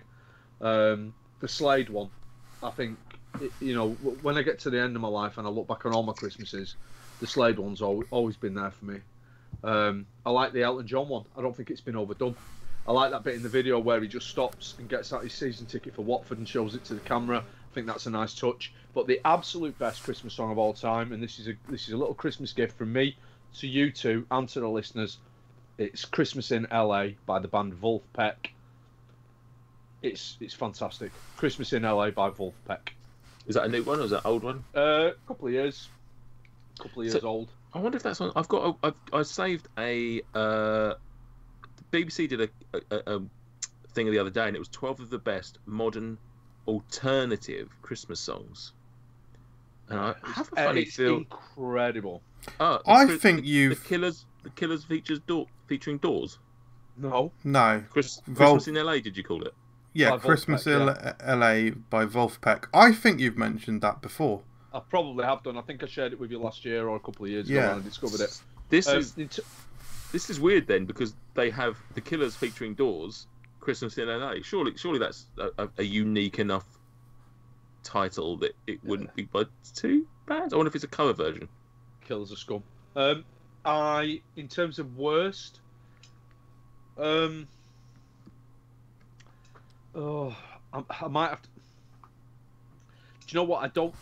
It's nothing against the song. It's against everything that goes with it, and not just the argument about the homophobic slur. It's the fact that it's this ubiquitous kind of. About 10 years ago, it started. The hipster opinion. Actually, my favourite Christmas song is "Fairy Tale in New York." People try to be a bit different and a bit hipster, and now that has kind of spread so much that everyone who wants to get I don't like Wham. I like the Pogues, and it just gets on my nerves. It's a really good Christmas song, but it's everything that surrounds it now. So I agree with that. Yeah. As much as I said it was one of my favourites, I totally understand that. I totally see it. Like, it was very much when I first recognised it as one of my favourites. It was still fairly niche, I guess, that it was one of the favourites. It does seem to have become a little bit too wanky to like it now. I get that, but at the same time, I still like the song. So, but I wouldn't necessarily as much. Like I said, as much as I can say it's one of my favourites, I am traditionally not actually a huge Christmas song person. Anyway, they get my tips. Two songs I've just remembered. So they are songs, but they're not like what you'd call in the traditional sense Christmas songs. So one of them is specifically the Will Ferrell and John C. Reilly version of Little Drummer Boy. Every year I'm a fan of that coming out, just because it's just obviously a slight parody. The song itself is the song. There's nothing there. It's just everything that goes around it, just the lead into the video and everything. And I'm David fucking Bowie. All that sort of stuff tickles me. And another thing, I'll have to check that out. Oh wow, it's funny. It's just like, it's basically. Oh, it's brilliant. It's word for word, shot for shot, exactly as the, like, Will Ferrell plays David Bowie, John C. Reilly plays Bing Crosby, and they sort of just replay the classic video, but they just put a little bit of a spin on it, and it's not too goofy, it's not silly, it's just weird. But a big fan of it. And the other thing that is music related that I love at this time of year, I don't know where I saw these or where I got into this, but I'm quite a big fan of comedy / whimsical a cappella. Right. And there's a band called Straight No Chaser, and they did a song in 1998, I believe, looking at YouTube, called The 12 Days of Christmas. But it's sort of the 12 Days of Africa, and it sort of merges into Africa by Toto. Wow. Big fan. They're probably my two favourite music themed things at Christmas. I didn't want to say it. I was hoping that one of you would say it, but I think surely the best Christmas song is Christmas Bardcore Melody by Dweezil Van Zafir, currently available on YouTube. Oh, I mean, Dweezil Van Zafir YouTube channel. Yeah. Sorry, that goes without saying. Yeah. I wanted you to prove that you are good at pimping yourself, Stuart. Actually, I think it's fine. Right, Amelia Hills has got a comment here. Merry Christmas to everyone. Hope you all have a fucking great day. Thank you. We'll do, hopefully. Maddie Mad World. Here we go. So. Merry Christmas, lovelies. Yeah, cool. Yep. Come on, get onto it then. Ben, that was it. What? Has she not said anything about any of that or Unwrapping or The stuff coming, I think. stuffing. she wants to see Michael Sprouts or Ben loves from under the cheese. us? Lovers. What is better, seeing Christmas lights at day or night? Night. Night. Night. Maddie Great question. Mad World. Welders. Here we go. Here we go. Do you think Madders listens to the podcast? Or do you think she just follows him on Instagram? Here we go. I What? don't think Madders listens to the podcast, you know. What do you wear to bed? Pyjamas. The ones with shorts and a t-shirt. Naked. Also naked. I'm a nudie. Gotta let it all out, ain't you? Always got to be ready for it. Stuart's face. Ben loves from under that cheese. Does. Banners. Cadbury Festive Friends or Cadbury Snowy Fingers? Festive Friends. I don't. What are festive friends? I don't even know what they are. What? They're like animal biscuits, but the Christmas ones. Oh, them then. Yeah, obviously. Yeah. Obviously. Yeah. I don't know what it is. I much prefer like the animal biscuits to. I cannot get on with the fingers. Yeah. Snowy Not a fan of fingers. Cadbury's fingers. There's no. Normal fingers. There's only one thing which gets my fingers snowy, and it ain't Cadbury. Maddie Madworld, do you get drunk on Christmas or Boxing Day? Yeah. What's interesting is you could isolate the audio there where he says, "There's only one thing that gets my fingers snowy, and it ain't biscuits." Maddie Madworld. I realised my God, mistake very stop. quickly. Playing into her hands. The fingers, if you will. Oh. What was the question? Yeah. Do you Yeah, I do every day. What was the question? do you get drunk on Christmas Day or Boxing Day? No. I don't. No. Sober. I want to I don't soak think up the atmosphere. I would say the only times I tend to get drunk on Christmas, if it arises, is if we're playing games. If in the evening, Oh, on nice. Christmas Day, the family crack out a board game or something like that, I might have a couple of drinks. Like I remember a few years ago when we got Cards Against Humanity, and it was a real novelty at the time, getting absolutely smashed playing Cards Against Humanity. But otherwise, yeah, I don't drink like during the day for sort of no reason or anything like that. Ben loves Don't know from why we Under Cheese. Unders. Jesus. Top 3 Ben. food review UK videos of all time, and yes, this is for everyone. Videos. One will be this. Very true. Well, I'm gonna say top 3 that feature me because I'm a big head. Yeah. You're the best one, so. There's one where my camera falls down. Correct. It's my phone. It's Yeah. outside, and I'm thin on it, and I've got hair. There's the one where Theo gets up from the table, and there's the one where Theo goes, "Shut the whistle." That's the third. Classics. Yeah. What, Classics. don't know what that was, but that was cool. Yeah. You. Right. That's on the end of your vegan pork pie video. Is Actually. it? Wow. Coming soon to Food Review UK. Pepsi World Cherry. Wow, first FRUK buddies. First Fruck Buddies. Which is the one? I also like the one where Nate nearly dies. Yeah, Nate Parker. And That I like was going to be my. is it the Snickers one where Nate and Gossie have a Yeah, conversation? See argument, how yeah. high Yeah, pitched it can get. That is Yeah. definitely. That's definitely. I'd forgotten about it, but that is definitely top 3. That Yeah. was so much fun to record because Yeah. that was again. It was just a moment of stupidity that just spread into a 5-minute video. Like there was nothing planned about that. He just got on my tits, and I just couldn't. I've said it before about Gossie. I've never loved a man more that I've called prick more often. Like, I often use even worse words against him, but wouldn't ever want him out of my life. He's Wow. such an adorable guy, but he's also a cunt. It's that one, and it's all right. He doesn't listen, as we said. And probably I'm gonna pick one that I didn't feature in.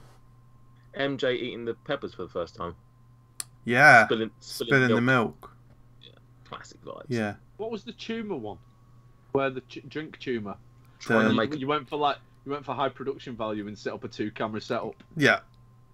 The trying to make car fruit punch with double dip. That was it, yeah. Yeah, that's a good one. Didn't taste like it. I'm gonna say I'm gonna throw all of them, all of what everyone's just said, and I'm gonna throw one more in. I quite like the one. I think it's. I think it's the strawberry and jelly ice cream soda one from Theme Fest a few years ago. One, because Theme Fest makes me thinking about that makes me sad, so that actually happened. And two, just because there's so much banter, because the Peeps like takes a big gulp and it burns his throat, and then you got Rich taking the piss out of me. Yeah, good. On those. In a similar vein, there's. It wasn't that year. It was the year with Phil. With Phil, where Phil was on where he says hello to everyone. Oh no, that's a different one. That was a Stag Theory. That's a classic. That's one of my favourite moments. I don't know about the whole video, but that was top level banter. Yeah. And I might. Oh, no. Brilliant. Yeah, correct. Good videos, really. We'll try and share some links. I don't know why you're not more famous, mate. In it. Shelby. Shelbers. How's Loki and Thor? Merry Quinchmas. Oh, no. Yeah. Just in case anyone doesn't understand the reference, Quinch is the dragonborn half-human barbarian played by Michael Jameson on the award-nominated podcast. Oh! Messiah. It is. Can you say... What? Try that again, mate. Canny UK 69. Upside downers. Yep. Just watched the Roots Carrot and Lavender review, which is on our Patreon. And I just wonder, how do you decide which review go on to the Free for All YouTube channel and which you keep back for Patreon? That's a great question. Is a great question. With that specific one, that was because that was actually due to debut on the main channel. I thought that would be quite a good, kooky, weird one for the main channel, and I quite like the thumbnail as well. But it was scheduled for, I think it was scheduled for the week of Christmas. And basically, I've shuffled a few things around now because I've got more Christmas product reviews than I thought I was going to have. So there's going to be more Christmas stuff on the week of Christmas now. It's almost all Christmas. In fact, even the vegan pork pie was going to debut on the Monday now. That's getting bumped, and actually, there's probably even another one that's going to get bumped as well now. So yeah, that is so scheduling is the reason for that one, because I'd already edited it, and I was like, yeah, we'll pop that on Patreon. Last month I did the Ribena Raspberry because I thought that'd be a nice companion piece to the Ribena regular on the main channel. Yeah, usually it's just, I'm never going to put anything massive on the Patreon. You're not going to see a McDonald's on there or anything like that because we rely on dem views. But quirky and kooky is probably a good way to explain that. Yeah, I think you'd get a better backlash if you put a big review that people would want to see on Patreon. I think there'd be quite a few people that would. Yeah, which is fair enough. Ben loves from under cheese. From us, I think I've said everything. Benjamin. And finally, what is the best item of confectionery to buy in a supermarket at Christmas? Hope you guys stay safe. Merry Christmas to all, and to all I wish a Happy New Year. Thank you very much, Ben. Merry Christmas to you. Yeah, Merry Christmas, lad. The Toblerone. Yeah, it's up there, isn't it? Definitely up there. The salted almond one now, which is available over here, that I've previously only been able to get in the airports and on the ferries and that, and is now just in the supermarket. That's game changer, isn't it? Is that the blue one? Yeah. That's over here. Yeah. What? Yeah, I've got one in the drawer. It's blue Toblerone. Yeah, I've got a That's big. so I've got a blue one and I've got a chocolate orange one as well to bash through. Wow. Is that the? Hang on a second. Hang on. Is that actually the one I'm thinking of? Is that the one? Are you thinking of almond, crunchy? the salted caramel almond and salted caramel one. The salted caramel and almond or whatever. Crunchy almond? Crunchy salted almond. Crunchy salted almond and caramel. Azure blue. Blue, yeah, yeah. Yeah. Oh, interference. Yeah. Seems to have done the old freezing vibes Yeah, again. frozen as well. That's good. Yeah. Good Probably stuff. 'cause you that's checked what your Toblerone does. Here we go. It's coming back. Mine is actually the Galaxy Caramel Egg. You know the Galaxy Caramel Egg for Easter? That'd be my one. That's my favourite thing. For Easter. He said in a supermarket at Christmas. Yeah. Oh, okay. All the Easter stuff's out, but now the Christmas stuff comes out You in like? August. Yeah, okay, Um, cool. Nah, I don't know really. Yeah, Oh. sort of all the Christmas stuff. I'm going to keep it Christmas themed because I mean this is not in theory a Christmas product. However, it does seem to be prominent at Christmas time. Toffee. Oh, Yeah. Toffee is good actually. Yeah. Fucking love a Oh, toffee. Get that Cheap in as my anything face. as well. Yeah. So Yeah. £1 a tray. Yeah. Give me toffees. I just love the whole experience of it. The little plastic tray thing. Getting You it got to out. pop them out of like the pills or something. Oh mate. Oh, there he is. Bloody hell. Oh, I've been outed as a druggie. Yeah, I say Toffee, Gillian, Ferrero Rocher, that sort of stuff. Gillian. Oh no, bullshit. I'm not sure it counts as confectionery Doesn't have actually. to be Christmas. J2O Glitterberry. Oh. Joe Thompson. Joe Thompson, 88. 88 is. I was gonna call him Joseph. It was a completely different joke. If MJ was a supervillain, what would his origin story be? Just my life. Fell in a vat of dicks. Came up sucking his own thumb.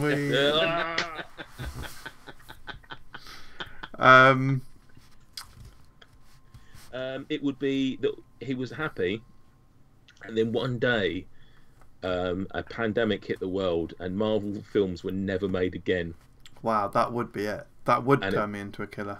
and it broke him. I'm nearly broken, so that is true. Next. Any more? Shelby has replied to that. Good. Mash and roasties, or one of the other on a Christmas dinner. She probably didn't. I suspect that's. All right, yeah, I don't like mash on a Christmas dinner, just roasties. I don't like mash. Did you like mash on a roast dinner at all? Nah, Yeah. I don't know. Yeah, I'll have that on there. No, I'm not feeling that. That's, Yeah, I'm that's feeling weird. it. Yeah, Yeah. feeling I don't the need fuck out of it. soft stuff. Here's my. I think this is my issue, right? I've got no issues per se. Like I used to dislike. Call me Pep. No, rephrase that. I never understood people that used to have cauliflower cheese with a roast, and then I learned actually it's all right. It's nice. I quite like it. So I've learned to love that. But my problem with having a mash is why would you put an inferior version of potato next to arguably the best version of potato? Like Different texture. not really, not enough. Just chew roast potatoes long enough, they'll sort of become mashed anyway. Yeah, I'm not continuing that. It's just silly. It's just stupid. Oh, I want a different type of potato. These almost perfect versions of potatoes are too good for me. I want a mashed one next to it. Come on, God. come on. Oh, why don't we throw some chips on there? Why don't we throw a potato waffle on there as well while we're at it? If we want different textures, yeah, mate. Oh, should we have some dauphinoise? Yeah, probably actually that's fair. Hang on, I've got to write down some best bits from this. That's going on there. Nate's potato reaction. I like mashed potato. I've got nothing against mashed potato, but you know, if you're stacking them up against roasties, come on. Fuck it. And this is Don't the man shoot that the likes messenger, boiled mate. potatoes. Yeah. Pervert that likes boiled potatoes. Tell you what, I had some boiled potatoes or tinned new potatoes the other day. Really nice. Disgusting. And Joe Carter with a K this time. What was that? This is another persona. What was the greatest Christmas present that you've ever been gifted? Right, I've got two. I've instantly gone to presents as a kid, but they're probably really lovely presents as an adult. But I'm going to go straight to presents as a kid because they meant so much. I think in maybe 92, I got an Amiga 1200. That was a very big deal. And then the year either before that or after that, I got an entire Warhammer 40,000 Space Wolves army. Oh. Yeah, because I'm so cool. You are to me, I don't remember, you know. I don't actually remember a specific present standing out. So I'm going to say a sentimental one, say Adelaide. There you go. 23rd December. Pathetic. I'm gonna. There's two that stick out, but I'm sure there's so many more. The two that stick out is this is in roughly 93-ish. I got the Captain Scarlet Cloud base. The reason that I've definitely told this story before, but the reason that sticks out so prominently is because it was the Christmas that I found out that Father Christmas wasn't real, because I snooped on the landing and saw them wrapping it the night before. Yeah, I didn't care because I had the Captain Scarlet Cloud base, so I was on cloud 9. Imagine the people that you've just spoiled Christmas for as well by telling them about Santa. Oh no, sorry, no, I didn't mean. No, sorry, I didn't mean Santa's not real. I meant that your parents get you. He doesn't come to you. Yeah, your parents get you gifts as well. Like if you've been naughty, Santa won't get you any, but your parents still will. Tell you what, we're going through this at the moment. So Adelaide is of an age where she's starting to understand actions and consequences. She understands them. Doesn't mean that she's obeying them. So we've now rocked out the whole naughty and nice list. Oh wow! We've now got the elf who's keeping an eye on her and all that sort of stuff. Working? Oh God, I wouldn't have thought so. She naughty. She on the naughty list. But I said to Laura, like, it's all just bollocks, isn't it? Like the whole year / month / whatever it is lead up to Christmas. She's sort of going, oh, you know, if Santa sees you being naughty, you won't get presents. And then Christmas Day comes and they just get exactly the same present they would have, regardless of their behaviour. Yeah. Like she would have to straight up murder someone to not get Christmas presents this year. Let's hope she doesn't, I suppose. Bloody hell. If she does want to murder someone, maybe Joseph can give her some tips. And the other one that sticks out is Pokemon Red, because that had such a big impact on my life, and you can learn more about what impact video games have had on my life by watching the Theme Park Life YouTube channel and the Video Game History channel video that I've recently made, which took a long time. It took literally me talking for a whole hour, but there's some quite sentimental stuff in there, guys, so it's a good video. Anyway, thank you very much for all your questions and comments. We are now going to wrap up the social media section and move on to the task 3, is it? Yeah, yep. I'll do the Alex Horn thing. Who just go. There we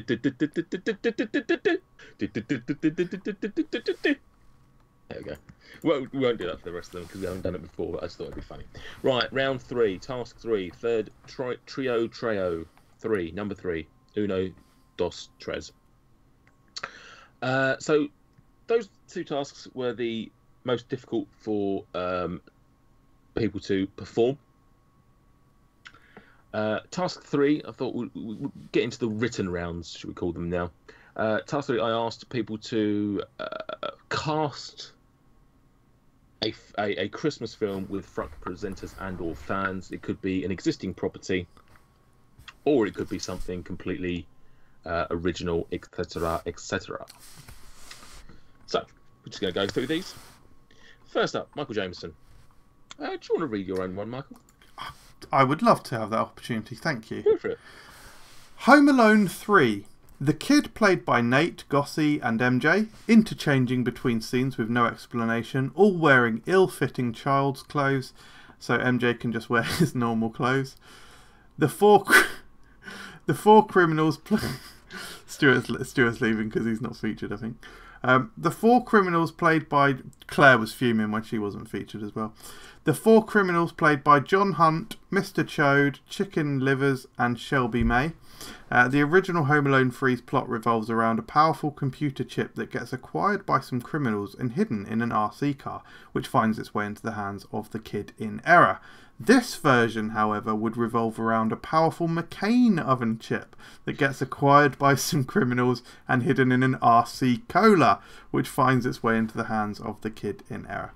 Traps in this proposed remake include a ladder with coconut oil smeared all over it, a hot dog bun with shit in, left on the side for the criminals to eat, and a room with honey on the floor of the entrance, forcing the criminals to remove their shoes and socks, classic, and Kellogg's Crave covering the remaining entirety of the floor, the sharpest substance known to man.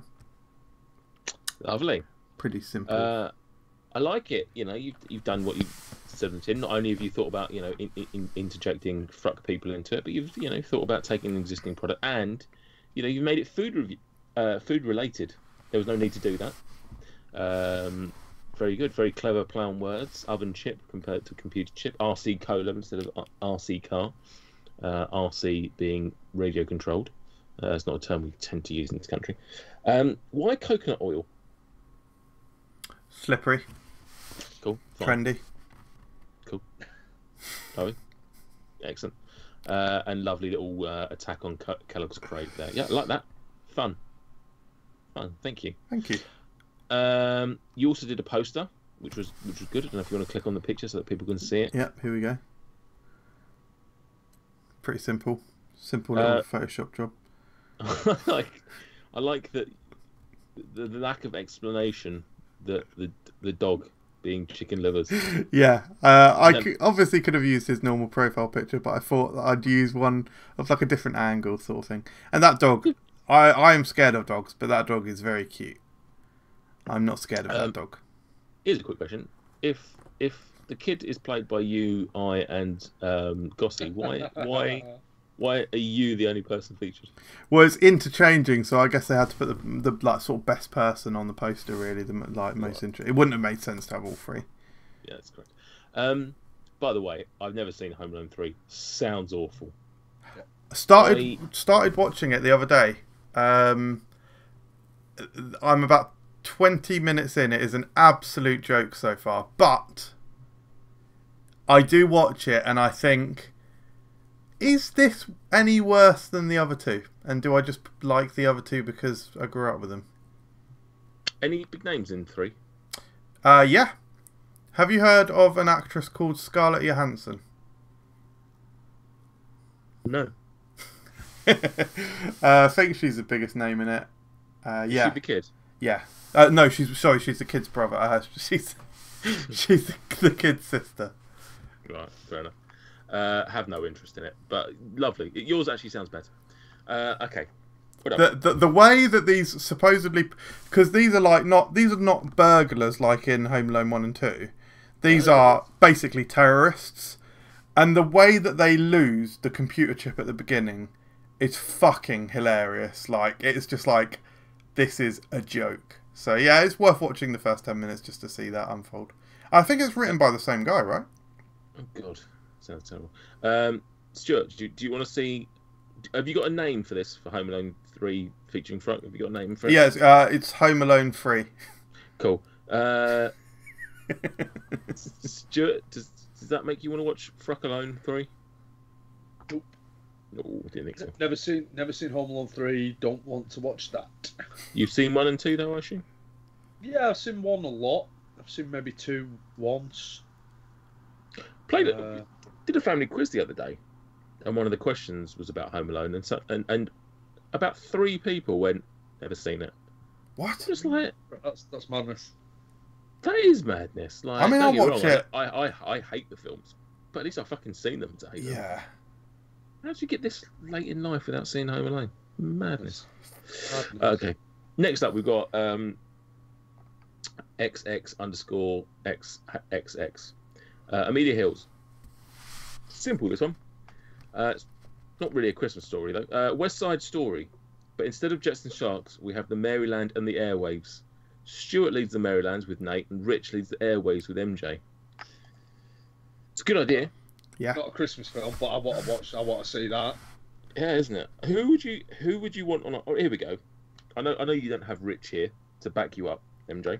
Shame. Should we pick sides? Pick teams? Yeah. Who out of the FRUK team? Now, let's ignore what their opinions are for the time being, because I don't know, and B, I don't care. Who would you want? Let's say we've got 5-a-side.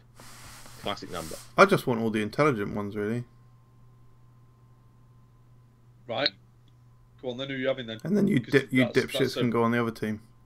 That's bloody hell. That's slim pickings, isn't it? We've already been through this. Nah, I'll have Gossy because for me personally, I can't. You ever seen West Side Story? God, sort of.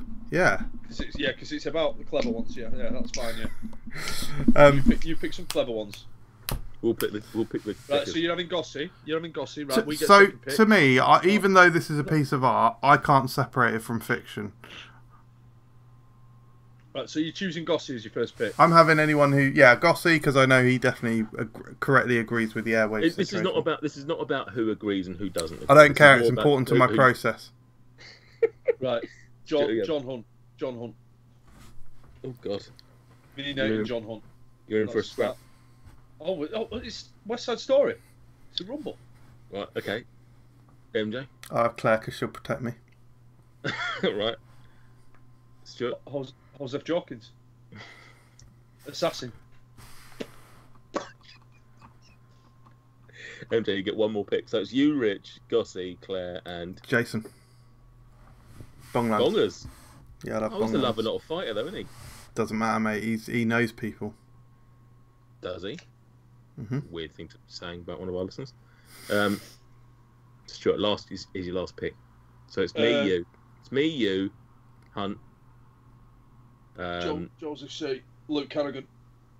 Oh God, you've really gone ready for a scrap, haven't you? Oh, that's strong. That's my rumble squad. That. Yeah. Oh, that's strong. You're getting your head kicked in, mate. Well, I hope you've still got the FRUK password, Stuart. Lovely stuff. I haven't seen Stuart's and I've just read it. Don't. Let's just chill out for a second. Right. So next up, Shelby May.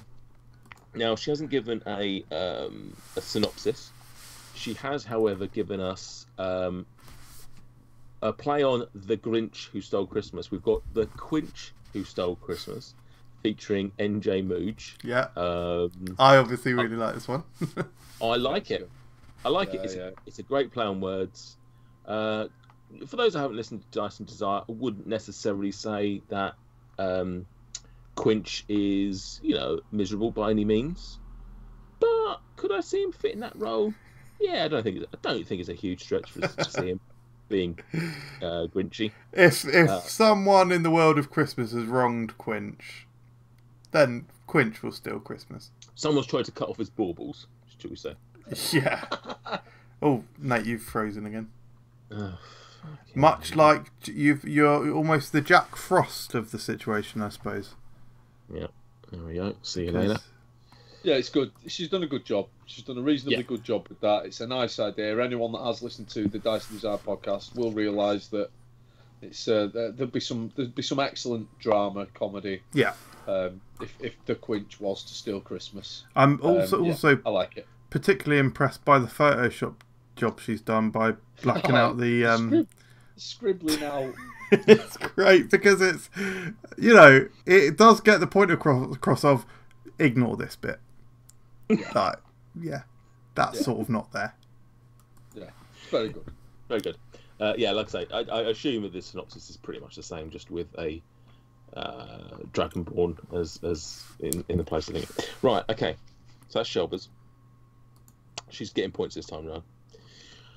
Next up, we've got Logan. First entry into the competition. Welcome, Logan James. Logers, Jameses, Dadders, new Miles's. Dadders. The Fruckit Christmas Carol. Stuart Scrooge hates eggs. We know he hates eggs. It makes him be a dick. We know he's a dick. But one night, But one night he is visited by 3 spirits, barley, wheat, and hops, who take him into his drunken past, present, and future to teach him that eggs are pretty interesting. I just love the explanation. They're pretty interesting. In his travels, he sees old faces in Nate Fozzieson and new ones in Tiny Goss. With drunken narration by Gonzo Jameson, this is sure to be a Christmas classic. Also, there's some Muppets and singing. Correct. Oh, Logan James. And an image there as well. Yeah, he's done a little poster. Have you brought it up onto the screen? Yeah. I love it. Like he's do you know what? He's ticked some lovely references there. Tiny Goss. He knows that I love, you know, that Fozzie is my favourite of the Muppets. So he's obviously clearly trying to pander to me there, but it's working. Stuart hates eggs. Got the eggs in there as well, didn't he? Yeah. 3 spirits. Now, you know, the play on words there. He could have gone for whiskey, brandy, and scotch or something like that. But you know, fair enough. He knows Stuart's a beer guy. Fine. Let's just play to Stuart's strength. Love it. Yeah, it's good. It's good, really good, yeah. Yeah, Really well done. Well done, Logan. I was I've seen Christmas Carol and Muppets Christmas Carol and all that, but I don't think I've ever properly taken it in that much. And I was building a Lego set the other day, a Christmas Carol Lego set, and I had this little minifigure with it, and I was like, oh my god, he looks so sad. What's going on? And Claire explained, like, this is Tiny Tim or whatever, Tiny Tim, right? And she was like, oh, this isn't a joke, by the way. And she goes, oh yeah, he's literally dying because he's not got enough food. And honestly, this little Lego minifigure's sad face, and the fact that she told me this character is dying, I nearly cried. I think there's more to him dying than just not having food. I think he's got a legit illness as well. But yeah, basically, the Cratchit family are really struggling. It's heartbreaking. Whereas Scrooge just keeps all his money, doesn't pay them anything, and makes them work like 7 days a week. Frick. Yeah, I think that's the point. Is it not a bit? No, Not a bit. No, I genuinely would nearly started. I was so sad building this Lego set. I nearly started crying. I'm not even joking. So, let's just have the headline of this. The other day, you nearly cried about Lego. Oh, I've cried about Lego loads of times, just not whilst building. Bloody hell! Imagine if his Lego room ever gets broken into. Could you imagine? Oh fuck! I just thought of another prominent gift. The UFO with the light up. The UFO Lego with the light up fibre optics. Yeah, sounds good.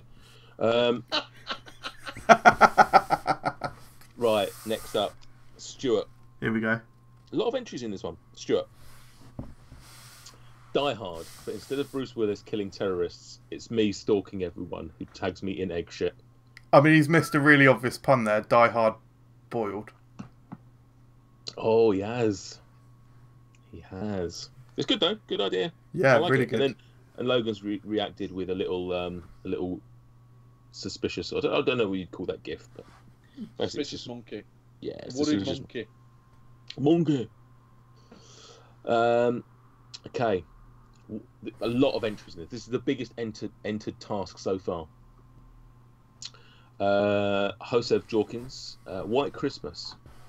All of this picture.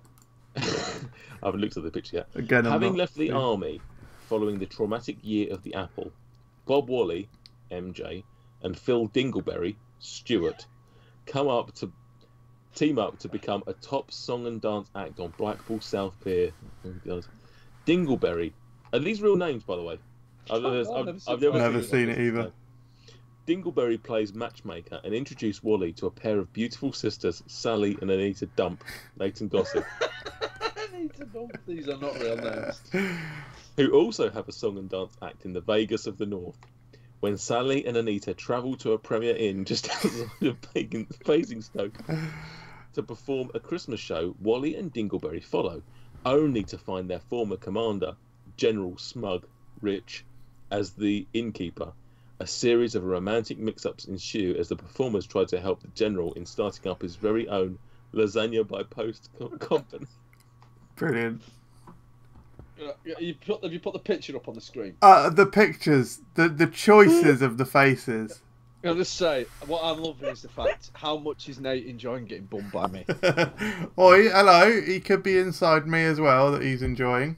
Yeah, there could be wearing a strap on. Yeah. My tongue out. Yeah. Tiny Goss.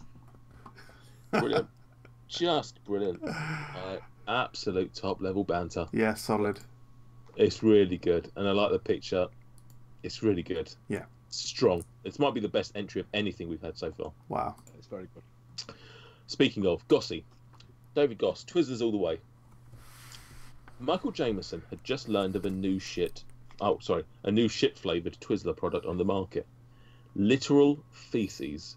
He simply must find it before Christmas Day to surprise his buddies Gossy and Nate with a gift he just knows they will love. There was a little bit of crunch on the frosty winter ground as MJ left his house to venture into Aylesbury before the Christmas Eve rush. He sadly couldn't find them anywhere, and absolutely nobody cared. Shop after shop, newsagent after newsagent, brilliant, because they sell Twizzlers. MJ had no luck. Finally, one shop owner suggested he knew where the shit-flavoured Twizzlers could be found. In Iceland. When MJ arrived at Iceland, he asked the shop assistant, with a bubble in his throat, to take him to the Twizzlers. MJ's heart sank as he was shown to the turkey Twizzlers. That was it. The shops were shutting and MJ had failed to find the perfect Christmas gift for his friends Nate and Gossy. He sadly WhatsApped them to tell them of his good intentions and that he was sorry he had ruined Christmas. Much to his surprise, they didn't give a shit. They told him for the 100th time they fucking hated Twizzlers, and a shit-flavoured Twizzler would have been awful. They were so pleased he had failed in his quest that he had saved Christmas after all. A Merry Twismas to one and all. Excellent. Excellent. Very clever. Problem is, it was only halfway through I realised that he was talking about Twizzlers, not turkey Twizzlers. Well, no, he was talking about Twizzlers the whole time, and then my face sank when the confusion sets in and the shopkeeper takes me to turkey Twizzlers. Yeah. Oh, there we go. Now I get it. Oh, okay, well done, Gossy. Good, strong, love it. A lot of FRUK references. Yeah. Probably the biggest synopsis we've had as well. Like a lot of details, the whole story, beginning to end, not just the setup. Yeah. Strong entries. A lot of entries. Ooh.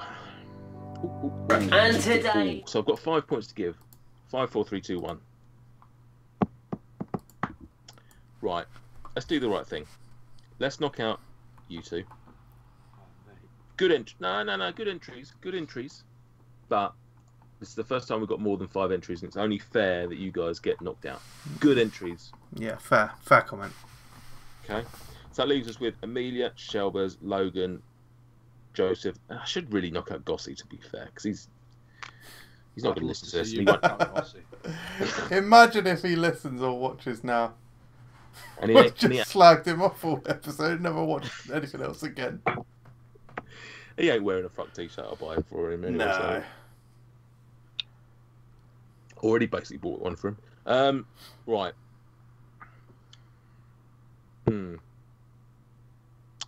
I don't know.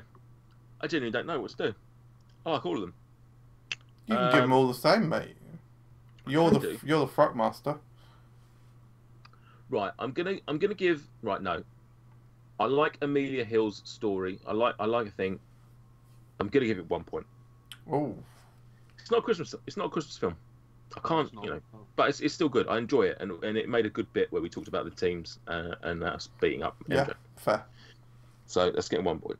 I think I'm gonna give 2 to Shelby. It's a good poster, but there's no synopsis. Yeah, it's good work.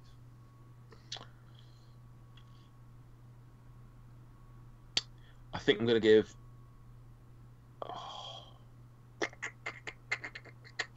3 to Gossy. Wow. So we're down to Logan and Hosev. I'm gonna give them both 5. Wow. There you go. There you go. I can't separate them. I enjoy both of them. I think they both do great things. Great images. Yeah, I can't separate them. They're both great. Classic gags.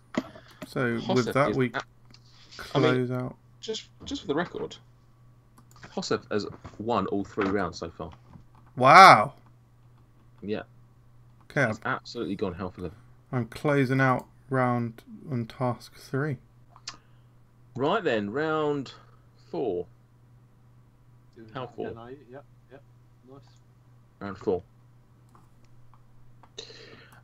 Round 4 was our penultimate task is a simple one. Write the best letter to Santa. It can be funny, sweet, evil, whatever you want, but it must contain at least 3 FRUK references.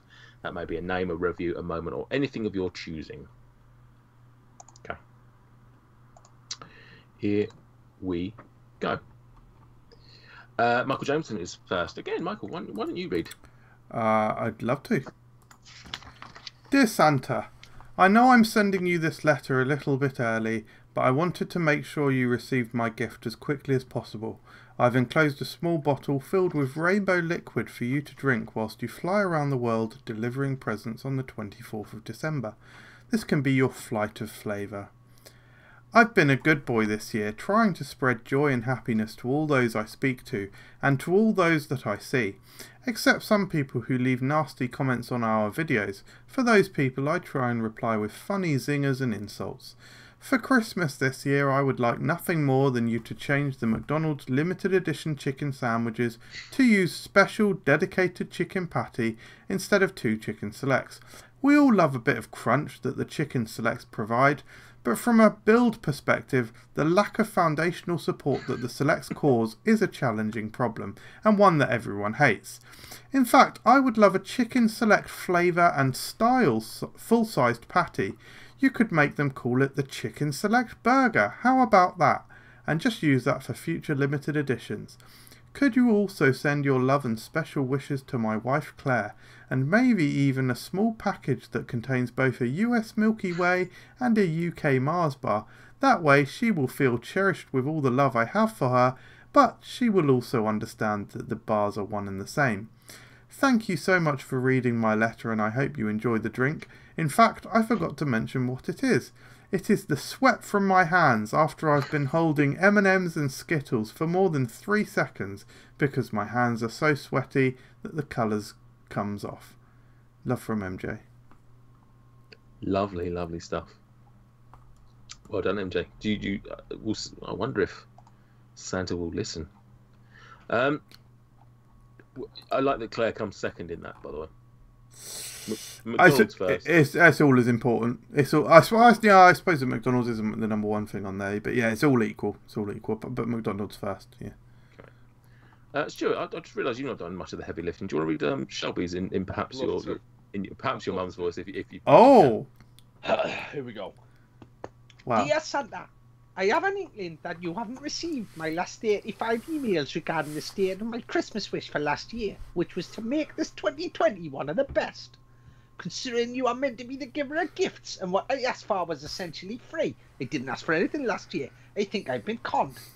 For one, I left out not only the standard mince pie and cookies that you so desire every year, I also left an additional gingerbread flavoured donut. I know it's not. I've gone Welsh. No, it's not. Let's get back into it. How way, Stuart, man. Some beautiful homegrown carrots for your flying reindeers, and a little tub of soda creme to soothe that nasal problem one of them has. I hope he's got it. I'm Peter Beardsley's wife, aren't I? Get out fucking kitchen and make me some porchies. You can imagine my utter surprise when we got the world news of a horrific virus that swept the world and destroyed most of the year. Now, Mr. Claus, you'll forgive me for saying that I think you basically conned me. That donut cost £3. As for the milk, I left myself short for a cuppa next morning, you know, when I received no presents because I only asked for one thing, which you didn't deliver. I'm sorry about the tone of this email. As you can see, the emotions are weighing me forward. This is the last email I'll send. If you don't respond, maybe I'll try contacting the HR department to see if this is resolved. Considering the sheer shit show that was 2020 and the fact that you didn't deliver on your promise of my having a good year in exchange for a present of monetary value, I didn't think I am asking too much for a refund of £3 for the donut. Again, sorry about the whole. And the milk, mince pies, of which there were 3, you greedy C word, and the carrots and soda creme I graciously left out for your transport. I assume this will be under a tenner. I know prices have gone up, so it's just an estimate. As for this year's present, I only ask that you don't write cheques that you can't cash, so you don't ruin a little kid's Christmas. Regards, Shelby Mackenzie. Age 9. Oh, lovely. Excellent stuff. The three references there were Way Me Forward, Yeah. Correct. Checks You Can't Cash, Yeah. and what was the other one? Oh, Sorry About the Sorry Hole. about the whole. Yeah. Yeah. Lovely stuff. Excellent. Okay. Hawkins. Dear Santa, the most important fictional character of Christmas time. Lovely stuff. Attack the religious. I hope you're keeping well. This year has, of course, been a difficult one due to the crisis that gripped the world, the year of the apple. I think we can all agree that not one of us has ever experienced anything quite like it in our lifetimes.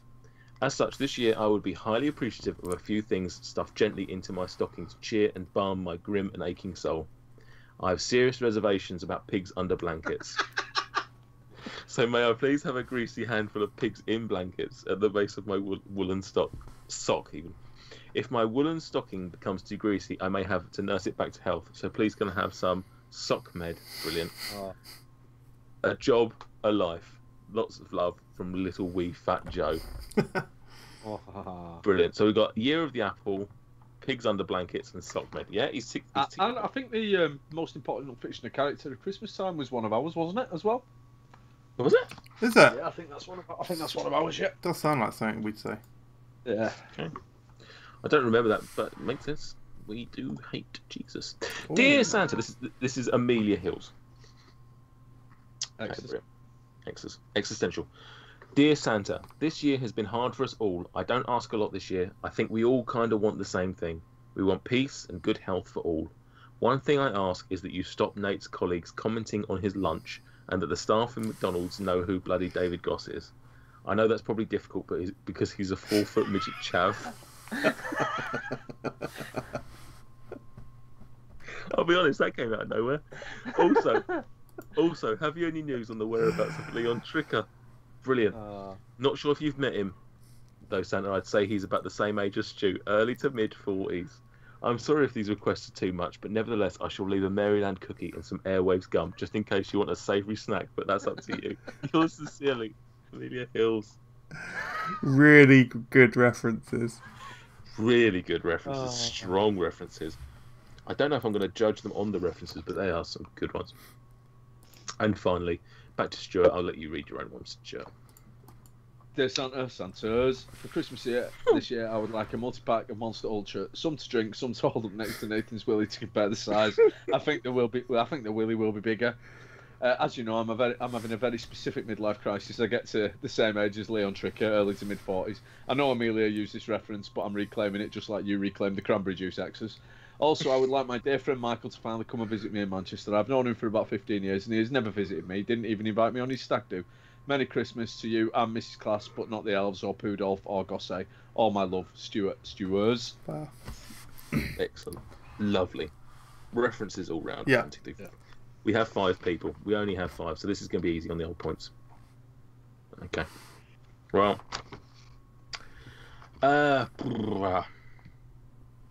Just because I love the voice and Stuart did it for me, Shelva's top points, 5. Fair. Smashed. I'm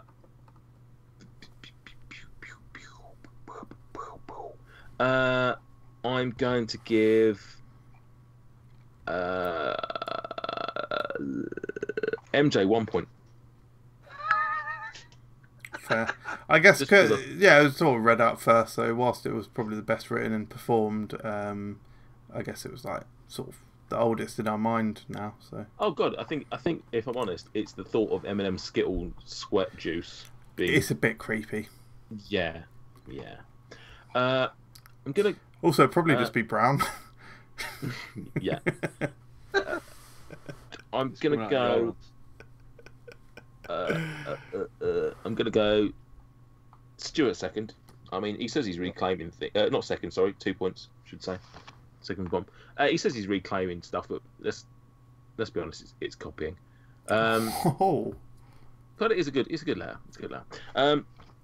So we're down to Joseph and Amelia for 3rd and 4th. Just to make things. No, I'm not going to make things interesting. What am I going to do? I'm going to make things uninteresting. Give them both. No. Do you know what? Amelia called Gossie a short chav, She gets 4 points. And Joseph gets 3. Lovely stuff. So we are on to the final task. Now, do you know what I did with task 5?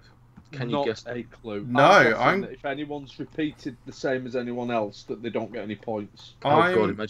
Imagine I was that smart. I'm actually going to pause it here, though. Oh, of course. And task number 5. Do you guys have any idea what task number 5? No. What was no task idea, number 5? Ah, some numbers. A little bit behind the scenes. I completely fucked up, and so we're having to re-record this section. So thanks to the guys for being such generous co-hosts and allowing me to stress in my own sweats. For task number 5, I asked you guys to give me a number of things. So I asked you for a number between 1 and 3, a FRUK presenter, a FRUK fan, a shop, a politician from anywhere in the world, a film, a food or drink item, an actor, a body part, a kitchen gadget or appliance, any fluid, a catchphrase, which could be real or made up, and an item of clothing. Okay. I am going to play a game of Mooj Libs, Mad Libs, but for Mooj. Now, are you familiar with Mad Libs? You probably have never heard of this in your life. I don't know what that is. No, I've never heard of it. So basically, these are written stories, short stories, and those entries get inserted into the stories and contextualize the story. Excellent stuff. Let's hope this works much better than last time. Right, MJ, you're up first. So you asked for story 3. So, David Flavin and Edward James Reed decided that 2020 was the year their band, Time Is But a Door, Death Is But a Window, I'll Be Back, would reach Christmas #1 with their new single, Digital Scales Rainwater. They knew that their experimental sound of hitting fingerless gloves against a forearm would be a hard sell, so they decided to leak the sex tape of their threesome with Jacinda Ardern and Emil Hirsch. Once that was done, they'd bribe the marketing manager of Mr. Sim's Ye Old Sweet Shop to sell the single in their stores, give away a free Mountain Dew Baja Blast with every copy sold, and make sure the sequel to No Country for Old Men used it as the theme tune. Brilliant. Very good. Love it. Good story. Yeah, great story. Worth waiting for. I would probably say. I liked it. Yeah, God, all that time for that. Brilliant.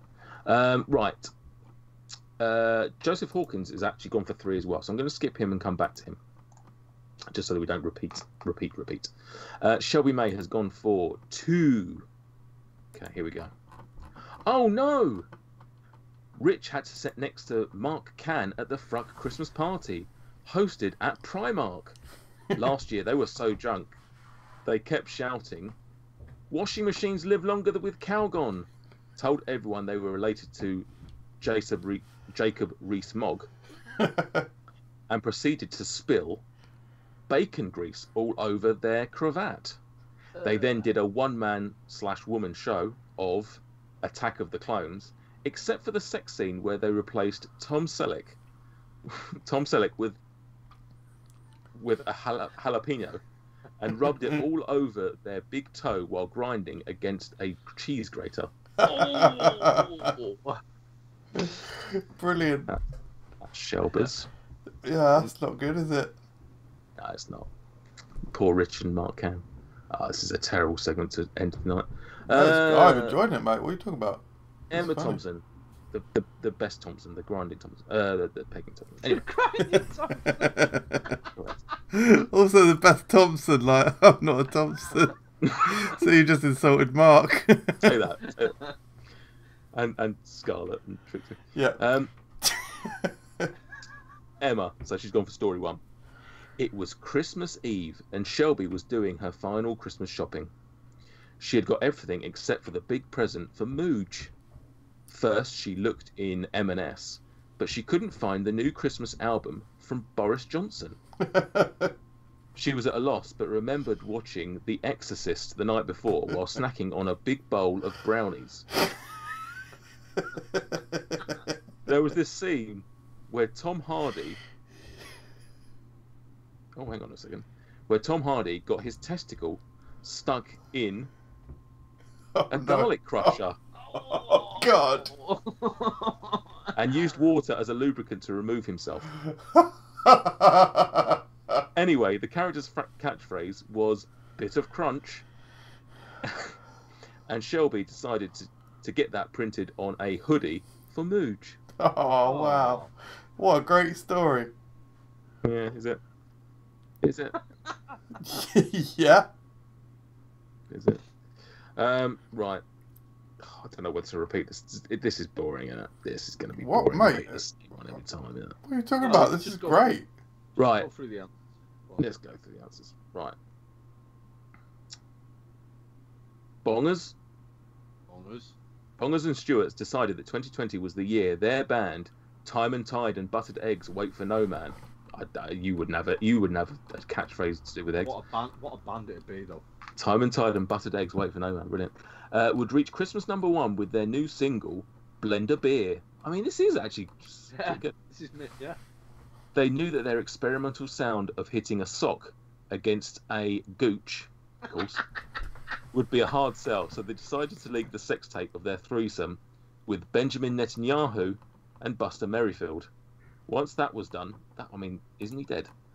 Once that was done, they bribed the marketing manager of Woolworths to sell the single in their stores, give away a free Satsuma with every copy sold, and make sure the sequel to Fanny and Alexander used it as a theme tune.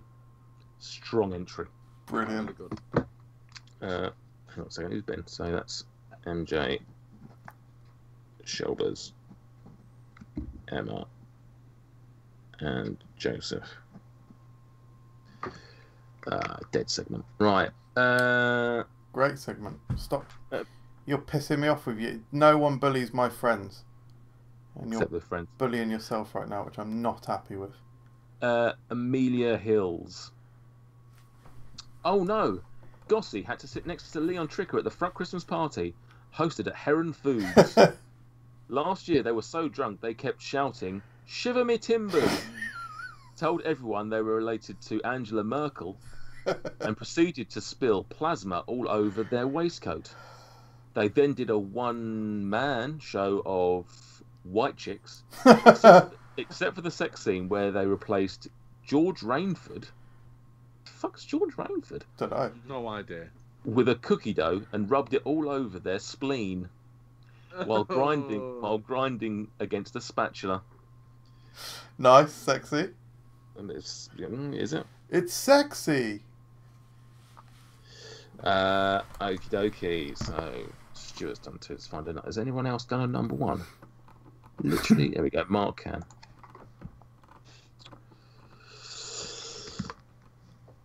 It was Christmas Eve, and John Hunt was doing their finest Christmas shopping. He had got everything except for the big present for Stuart. First, he looked in B&M Bargains. That's the first place that Stuart would love you to go. First, he looked in B&M Bargains, but he couldn't find the new Christmas album from Donald J. Trump. He was at a loss, but remembered watching Raiders of the Lost Ark the night before while snacking on a big bowl of Brothers Parma Violet cider. The bowl. There was this scene where Ryan Reynolds got his armpit stuck on a blender and used piss as a lubricant to remove himself. Oh my god. Anyway, the character's catchphrase was "a bit of crunch," and John Hunt decided to get that printed on a codpiece for Stuart.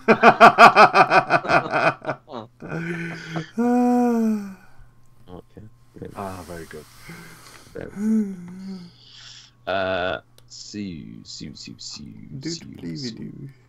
Stuart, you're up next. Should have sent these to you. Oh no!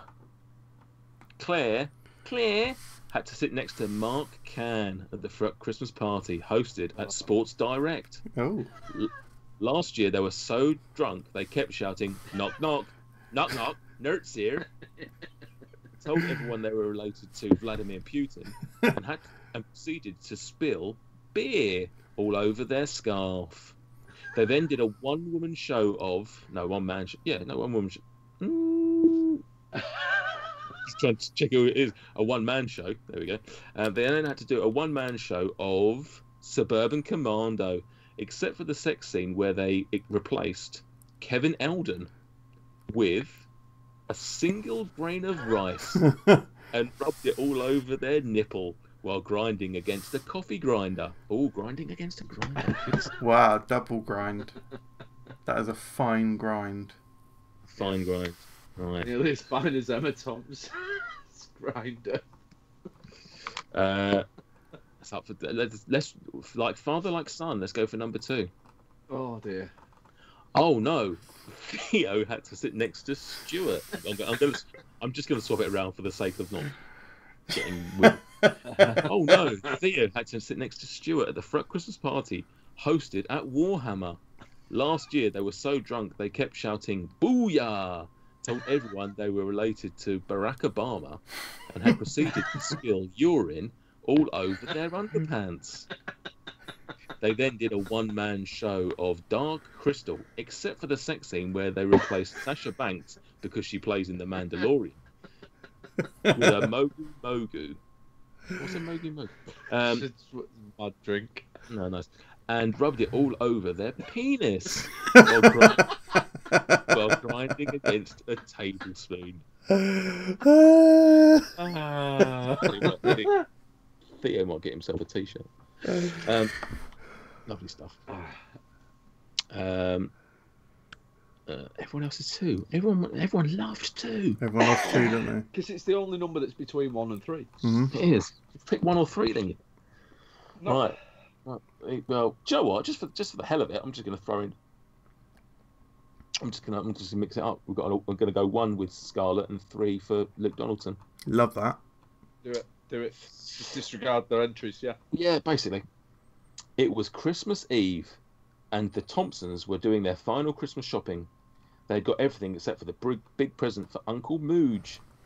First, they looked in Sainsbury's, but they couldn't find the new Christmas album from Boris Johnson.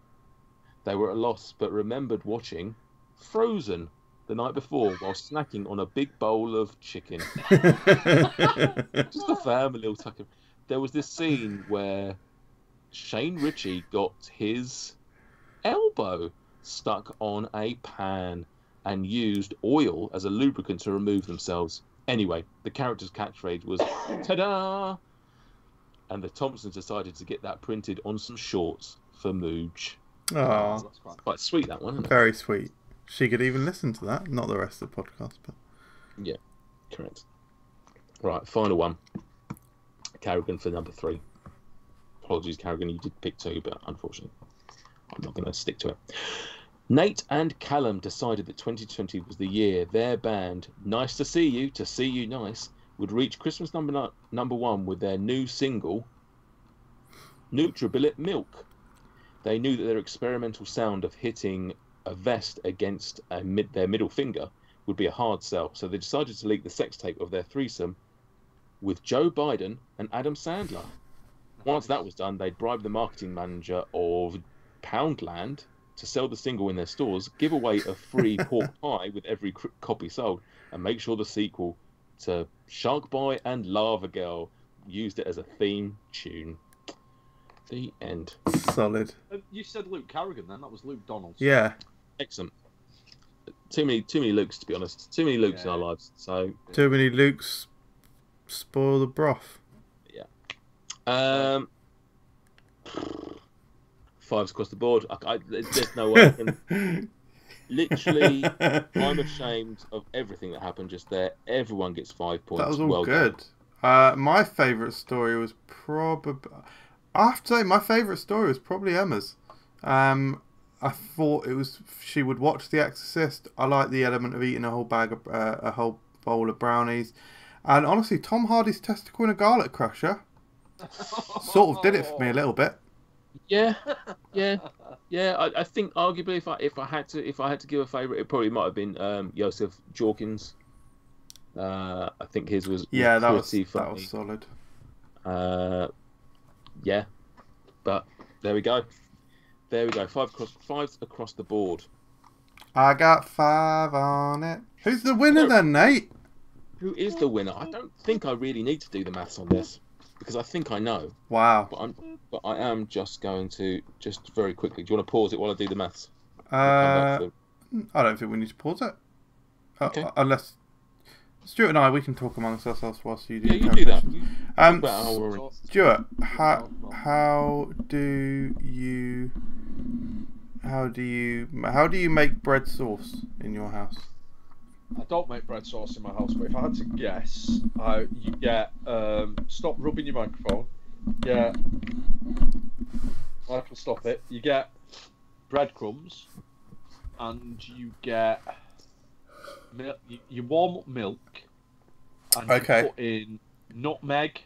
Right. You put in salt and pepper, and then you add some butter, melt butter into the milk, and then you add breadcrumbs. Wow. That's it. I think that's how you make bread sauce. Can you not How do you make bread? Well, I just blend bread. Okay. If you blend anything enough, it does turn into liquid. Yeah. So. Good bit. Well. Nate, you're supposed to be concentrating, don't you, laugh? No. So how do you make ciabatta sauce? No, wait. So, Stuart, I'm going to ask you about the north. So down here, like, obviously we've got bread sauce. Is it true that up north they call it cob sauce? Or do they call it balm sauce? Balm sauce. No. Is it true that up north No. you still wear pants out? Oh, it's not true. Right, okay. No. Do you have so you know Asda? Yeah. Is it true that you're still allowed to take your horse into the ones up north? Like horse and carriage? Because you're not allowed to do that in the one down here. In the ones down here. One. Is it true? There it is. Is it true that women aren't allowed in Waitrose up north? Correct. That is right. true, that one. Yeah. I'm ready. Well, what are the scores on the doors? It's quite surprisingly. Oh, hang on a second. That's wrong. That's clearly wrong. There we go. That's better. For a second there, I thought Stuart had ended last, but I'd missed some points there. Right. Quite a lot of points actually. Now I look. Okie dokie. Or have I? Hang on. Stuart, is it true that in the north of England, it's not illegal to cry foul of... Is it true that up north, so many people die from the plague still, that you don't have funerals for just one person? You've got to bury 5 people at a time. Is that true? Yeah.